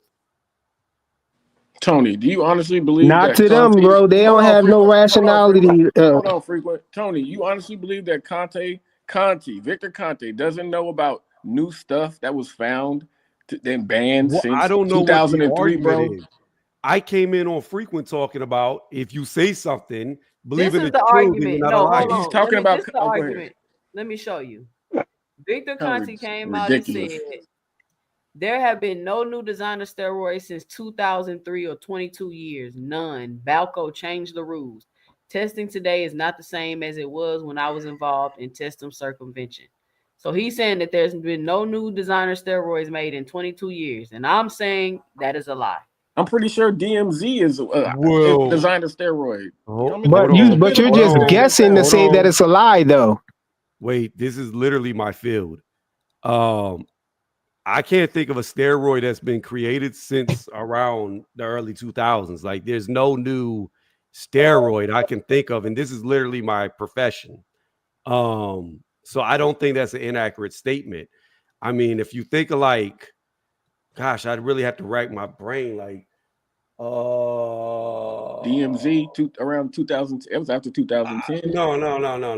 Like, if I think about like the newest type of steroids for like therapy, if we're talking about anabolic steroids, which is what they're going to be talking about, not like, because you have different types of steroids, but anabolic. A SARM is not a steroid, right? No, a SARM is not. It's a selective androgen receptor module. It's completely different. But like the last steroids I can think of came out in the early 2000s. I can't think of anyone that came out after that, like off the top of my head. And we could Google search what the last ones were, but I think Tetra and Bima were like the newest steroids. And I believe both of them were created in the early 2000s. So I don't think I'm pretty sure it's that's an after accurate 2010. statement. Huh? I'm pretty sure there's after 2010. No, I'm telling you, like the latest two steroids that I can think of, and I could be wrong. So, but you know what? Or maybe that's the thing though, because it's other stuff people can use like EPO and other shit. Well, so EPO is not a steroid. I know. So even that's what I'm saying. Even you just saying a steroid, but it's other steroids aren't the only performance enhancing thing that you can be using.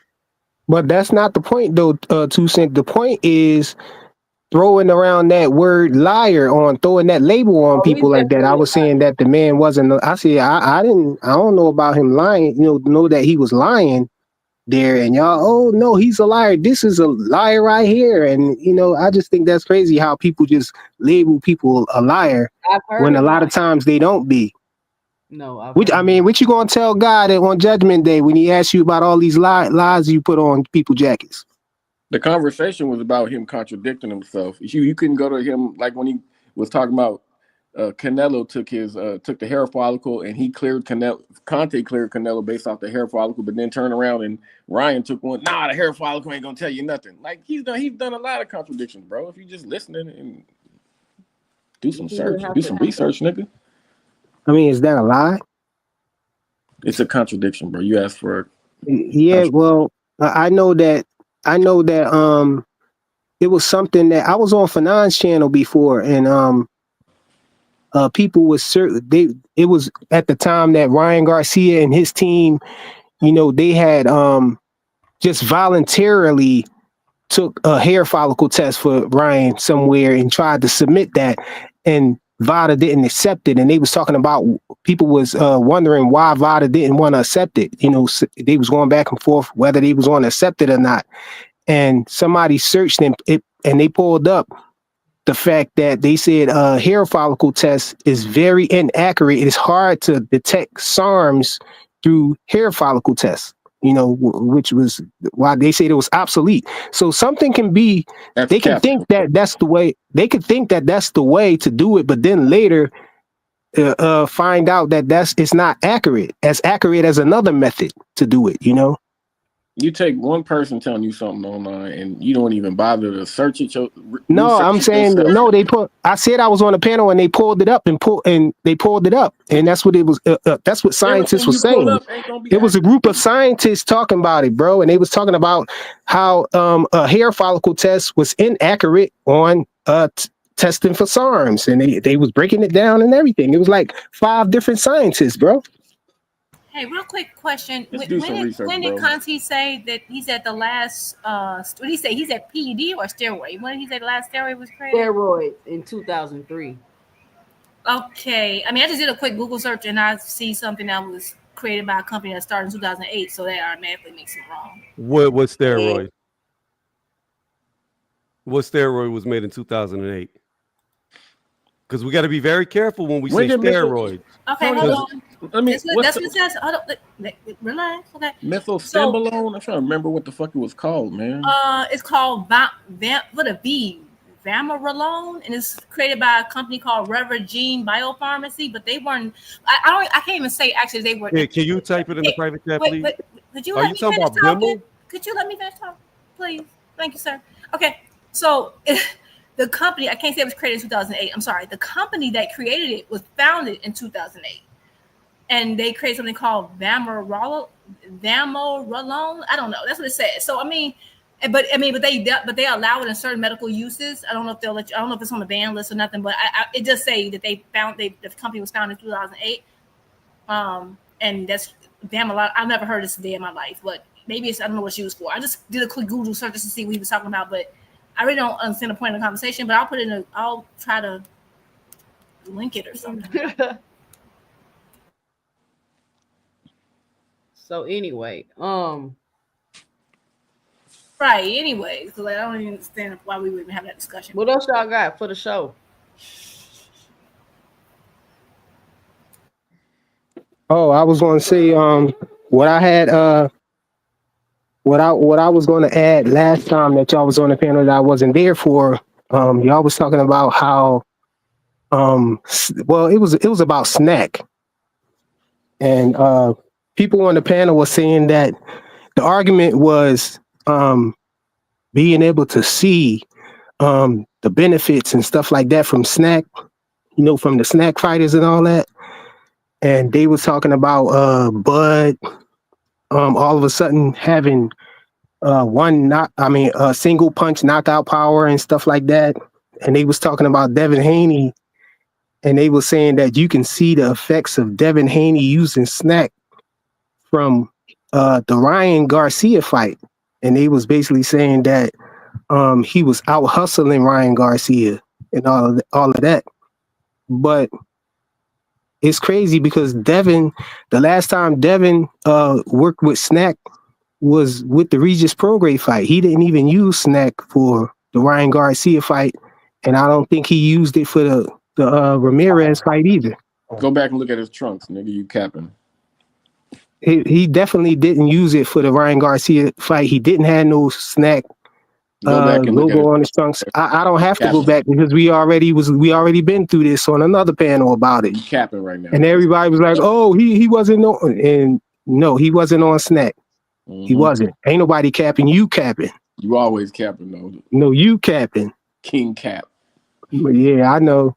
Call Tell me- names. That's tell me what more. they revert to. Tell They me more. resort to personal attacks when they don't have I nowhere else thought to you go, King bro. Cap, bro. Remember the new rules. Hey, can I hop in real Personal fast? attacks. Hey, Calm frequent. down. Let me I done hop in. heard you Hold say on. things like IVs, flush out, Pull it up. Here we go. Ostarine, and all types of shit. Yo, let He me talking over me. Throw him off. Hold on, frequent. Let me hop in here because Juke just put the link so I could see what she was talking about. She's talking about vamorolone. Vamorolone is not an anabolic steroid. It's anti-inflammatory. Like it's not even the same thing. You don't get. It's a corticosteroid, which is anti-inflammatory. So you don't even get no PD usage from that. That's not used to make your body better in sports or anything. It's a completely different classification. I don't even of think steroid. you will be able to Google it. Most likely, it's probably on some underground shit. It's Like, I know what it you is. can't tell me shit is not being. What I'm telling you, two cents, is the drug she's talking about. Vamorolone is it's a corticosteroid. It's not anabolic. It's completely different. It's used for anti-inflammatory, which has nothing to do with muscle growth, performance, and it. None of that. I know what that drug is, but that's not anabolic. Look at the one I put in the back chat. I don't know. Sorry, but he said there was no steroids, no new steroids created. He didn't say, "Oh, for this particular purpose," and that. He said there were no new steroids created. There were. That's all I'm saying. That still Y'all know wouldn't be a what he was lie. talking about. Come on, y'all knew what he was talking about. He said there. No, he's okay. So now I have to assume he said there were no new steroids, and that's just one. I just did one quick. I wasn't really like going in depth. I can probably search now that I found this one automatically. It was so quick. I probably can But find Queen, if we're talking about cheating, you know that we're not talking about just any type of thing, though. We're talking about steroids. He said there were no new steroids created. He didn't say PEDs. He didn't say performance enhancement. That's why A steroid is a PED, Queen. No. Yo. That's why I specifically asked. Okay, 2 Cent. Remember, before I said anything, I said, what did he say again? Did he say steroids or PEDs? Didn't I ask you that? But a corticosteroid. A steroid is a PED, Queen. I'm not talking to you guys. I'm asking the host a question. I said, what did he say? And I asked for clarification before I even said anything. I'm answering according to what Conte said. It's incorrect. I don't know why you guys are so like adamant about defending this man. Like I don't get it. He said steroid. I'm just responding to this. Steroid is a PED, Queen. I know. A steroid is a PED. And it's a steroid. It is a steroid. But, the drug I just gave you is a steroid. He said no new ones were created. It's a corticosteroid. It's a completely steroid. different. He said no steroids. He didn't say a specific brand of steroids. He said steroids. But you know what he's talking about. He's talking about PEDs, though, Queen. He didn't say that. He said steroids. Come on now. Okay, that's why I asked. Was it I okay? can't, man. So basically, I disproved something, and then instead of accepting it, you just like, oh, well, that's not what he meant. Okay. But they're not. You sound like y'all just want to be right. Y'all don't want to be wrong. This is literally my job. It's a steroid. This is literally my job. There were no new steroids after 2003. He didn't just say steroids. I'm not about to argue about something I already just proved. Can you play it again, 2 Cent? Because he didn't just say steroid. He said. Okay, we're gonna change the conversation. I want to move on to another topic and talk about this tank. But this don't make no sense because a corticosteroid is not. I don't care what type of steroid it is. He didn't say. A steroid is a steroid. All right. No, it's not. They're different classifications. A steroid is a steroid. The name is steroid. It's steroid. We know Conte was talking about something that would be used for benefits in a fight. That's what we know. Wait. Frequent, please let me get in here. What you just said would be like saying an animal is an animal. That makes no fucking sense. The motherfucker said there has not been no new steroids created since 2003. What you just said, David, was an animal is an animal. Every drug that says steroid in it is a steroid. Who's A fighting this weekend? corticosteroid Oh is my not God, considered man. an anabolic steroid. So All two right, saying, y'all. I'm gonna have to mute who's y'all. fighting this We switching weekend? on. We going on We to. moving on. They who take the fighting L. this I'm not weekend? arguing this. I already just proved it. It's over. I'm gonna take that L and live with it. I'm not about to sit here and argue with y'all. It's over. Can y'all stop talking over each other before I get thrown in the back, bro? I'm sorry. Yup.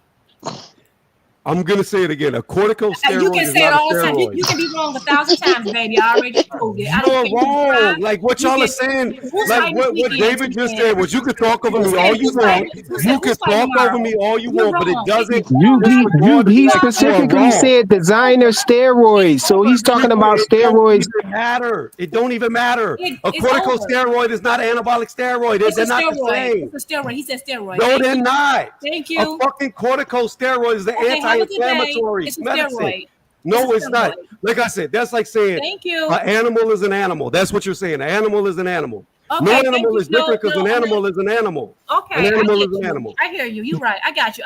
Yeah. All right, let's You Tony, don't let's let him have this one. Let's let him have that, bro. Let's let This him is have it. literally my profession. There's Man, not your one test just medical. came up There's not. here There's not on one purpose. medical. Hold It's a on, There's not steroid, y'all one kicking person. people off of here, y'all. Relax. It's a We moving steroid. They on. gotta No, they be keep talking over me though. Like whenever I talk two cents, you don't moderate. because it's over. You does that. over. Whenever I'm Tony. talking, you let him talk over me. You can hey Tony, let him Look, cry there, about there this. she Hold goes. on, She's still Tony. talking over me. Tony, I just put three of Tony. them in. I just put Hold three of on. them in the It's a back chat. Hold on, steroid. Cash. Yeah. Tony, go ahead. Let's let him have it, bro. Let's let him It's a have it, bro. steroid. I'm so sorry. I'm sorry. ahead, I didn't Tony. know it was gonna hurt y'all feelings like this. It's a See, steroid. she's still talking. Let him have it. They know it's not a PED though, Can't stop so just let him talking. have Go it. ahead, Tony. Y'all let Tony talk. Go ahead, Tony. There's not one medical professional. There is not one chemist or biologist that would ever make the dumbass conclusion that a corticosteroid. emotional. Look, there you go. You're talking over me. He said, I'm emotional, but you're Nah, you got to throw it back. You Hey, mute Two Cents, me. you gotta We throw got it back. Carl Thomas out They're here. still talking over me. They're still talking over me. And there they go. Emotional. They can't stop. They can't stop because Come on, I they're had to mute emotional. y'all. Go ahead. I had to mute They y'all. have zero. They have zero impulse control because they're wrong. And the fact of the matter is, because they hear steroid in the back of the name does not make it the same thing. This is a ridiculous argument. There's not one person in any medical field or any chemist who will ever make the dumbass conclusion, and I'll say that again because it's dumb, that a corticosteroid is the same thing as an anabolic steroid. They're not even in the same classification. Like I said, making that statement would be like, well, a human and a dog is the same thing because an animal is an animal. There she goes again. There she goes again. You see that, 2 cents? Go ahead. There she goes again. You let them let this Nah, There she goes again. Nah, 2 Cents, 2 Cents. You gotta keep that The same fact of the energy. matter is, here they go again. baby. Here they go again. The fact of the matter is the fact that you don't have impulse control shows how emotional you are. Because I can be quiet while you talk, but because I disproved everything that But you said, actually can be weren't. quiet. You There weren't you go. quiet. There you go weren't again. quiet. There And you go actually again. did. There you go again. And Let 'em There you so go many people. again. There you go again. You gotta go in the back. Tony, land You Bro, see let's that? let's chill, bro. It's ladies' night, bro. It's ladies' night. Chill, bro. It's wild. It's wild. Go ahead, It's Tony. wild. Land your plane. Don't insult nobody. Land your plane. Go ahead. I didn't insult anybody. I just said it's a dumbass comment. I didn't say she was dumb. I said it's a dumbass comment. There's a difference. The fact of the matter is, Nah. That's the same thing, man. no, it's not. Hey, Rich, did you get the address I sent you? You said And what? They just keep going. They just keep going. Y'all, please let Tony finish. Go ahead, Tony. Land your plane. I'm trying to. But again, I will continue where I was cut off. Saying that a corticosteroid and an anabolic steroid are the same thing is like saying a human is the same as a dog because an animal is an animal. The fact of the matter is a corticosteroid is used for anti-inflammatory purposes. An anabolic steroid is used to increase your testosterone. They're completely different. Now, they both have different things that they do, but that's the rudimentary of both of them. One increases your testosterone. One increases anti-inflammatory reaction in the body. They're not even the same classification of drug. Well, Cash Crypto say he put 2 more in the back. You could go research real quick. Well, I'm gonna say this. We don't want no more, please. May I respond really quickly? May I The ones I respond? put in the ones I put in the back are definitely anabolic. Y'all got it, please. Y'all got it. Rich. Go ahead. Yeah. Did you get the address? I just want to respond. Well, we gonna keep going. I gotta go. Let's move the needle. Let's start something else, yo. No, I tried that, but he wouldn't let it go. He wouldn't let it go. Well, So now I get to respond.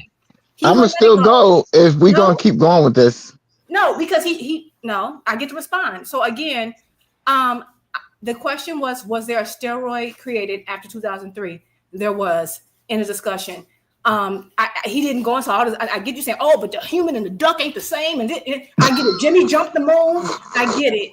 I didn't have to insult you, call anything dumbass, and you got exceptionally emotional. You start reading the Cat in the Hat. Baby, it ain't even that serious. A steroid was created after 2003 in a discussion. You can read all the Dr. Seuss. He said a designer steroid, though, Queen. At the end of the day, it's not that serious. It wasn't a dumbass comment. It was a factual comment because it is factually classified as a steroid.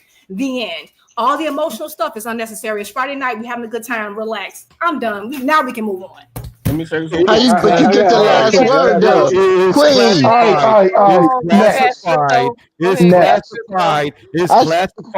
It's classified as a. Here we go again. Get him out of here. Y'all let Cash Crypto.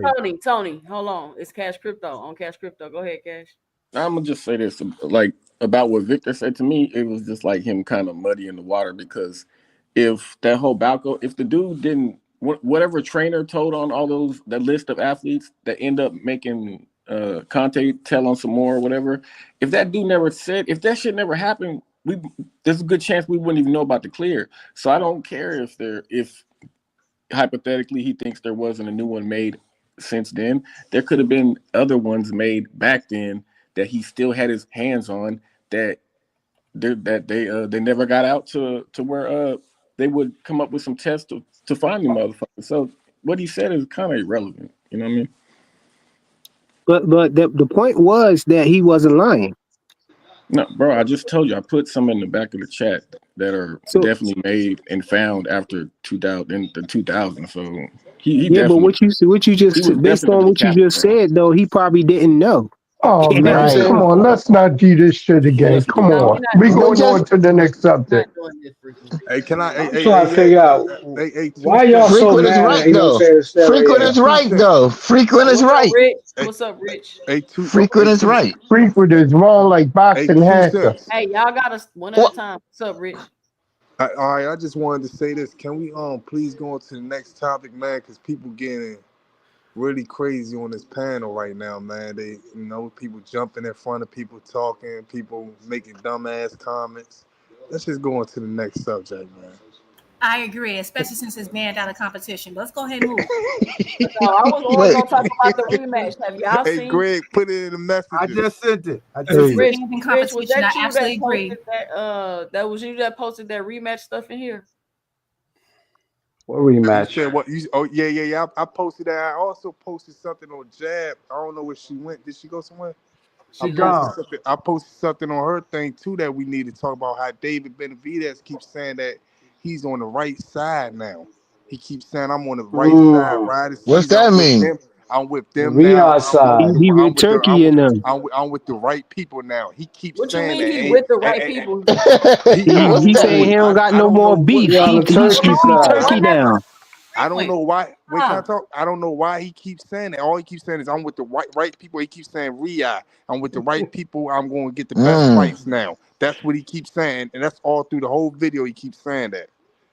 Y'all need to. Benavidez a turncoat. Is that what you trying to say? You left PVC? No, that's AI, bro. He a turncoat. It's AI. Yeah, y'all need to make videos about Hold that. up. Hold on, y'all. We got a caller on the line. Let me set him up. Hey, check the private chat.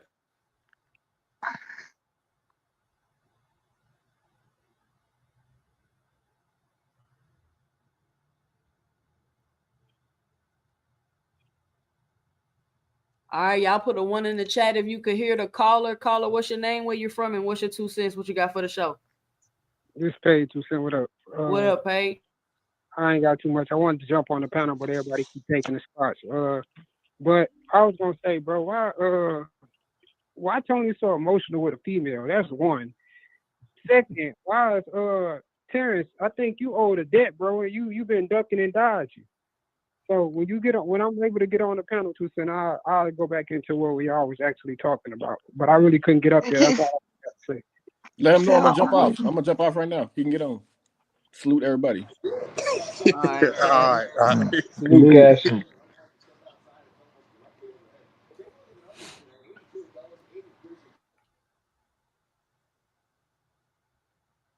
Did you see it, Rich?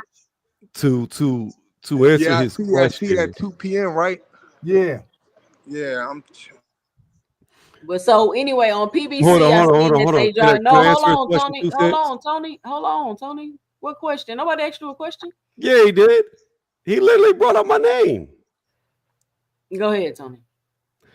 So to answer what you said, I don't treat females or males online any different. They're all the same to me. Unlike you, I'm not ugly or lonely in real life, so I don't have to cap a cape online. There's your answer. Okay. Whoa, who's ugly? Wait, hold on. So you say you don't treat? I'm lost now. Wait, hold on. So you say you treat everybody the same? On this internet world, on the internet. Well, let me defend Tony What a you little talking bit. Let me finish. You know what? And I appreciate you saying that, but you know what? We're adults. He's right. We both can. You know, I don't have a problem. You know, defending his points against me because you know I don't feel like I don't. It doesn't bother me. You know, he can say what he want to say. I don't understand why he got so irritable, but I'm just going to take the time to say that it's banned in competition, so I was already right. But anyway, we can go ahead and move on. You know, but it's all good. He can say what he want to say. It doesn't move me anyway. And it's like, Fuck that it is what it nigga. is.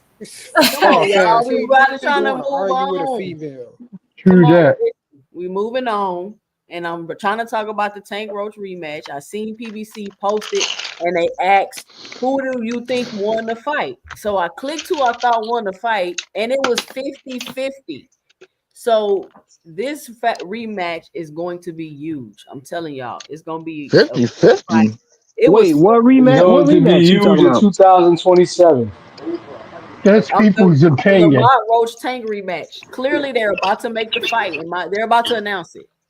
Clearly, Ain't they're nothing about to announce it. ain't nothing clear about this. They drop it. NHA. I'm kicking people off that keep talking over people. I don't know if you heard the new rules in the I'm panel sorry, I'm a little etiquette. delayed. My fault. Oh yeah, I don't know if you know we got panel etiquette going on because I've been getting a lot of feedback about the talking over.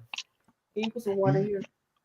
And so, what y'all got to say about that? They dropping polls. They dropping the fight. Everybody talking about it. People making videos about Nah, the fight. I put that inside your panel, right? I put that inside your thing because I was like, damn, man, it was like 80% people said Lamont Roach won. Oh, it was 50-50 when I did it. I Yeah, know. where you get 50? Hey, wait, hold on. It was Man. 50. Wait, hold on. It was 50-50 because I put it in your panel. No, And that's what I did. I did it I off wanted X. all I y'all didn't do Tank it on your fans. panel. I wanted all y'all Tank fans to vote for it. So that's why I probably got the 50-50. No, Hold I on, did let it me go earlier vote for Lamont today. Roach, bro. Hold I on. did it earlier You said the today. PBC panels Let actually. me go vote for Hey, Lamont God Roach. damn, y'all don't hear me talk. I'm kicking niggas off there. Listen, I'm talking.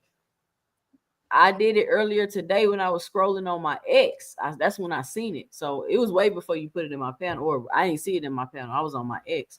So when I hit it, it was 50-50. It went to 80. People, 80% of people think Lamont Roach won. That ain't hard to believe. Nah, That's nah. Because of the Put it in knee. the back if that's true. Put it in the back so we can see. I thought he said he did put it in the back. It That was ain't a casuals. That was a casuals voting. Mm-hmm. The casuals is the Like biggest. that's a good thing. You talking about the poll they had? That's the biggest chunk of Tank fans, ain't it? The casuals. That's what I'm saying. I wonder who the fuck is the. Nah, man, I ain't gonna go there. I'm gonna let you have that, bro. What about the casuals? No, he was saying that that's the casuals that's voting 80%. Well, in his opinion. But I'm like this. I mean, I could be My wrong. opinion It could is be the Tank won hardcore the too. fight 7-5. But then again, like Roger Mayweather said, it proves that motherfuckers out here don't know shit about boxing. Yeah. So Why I you have a think Roach question. won, Hey, bro? two Because of the cents. knee?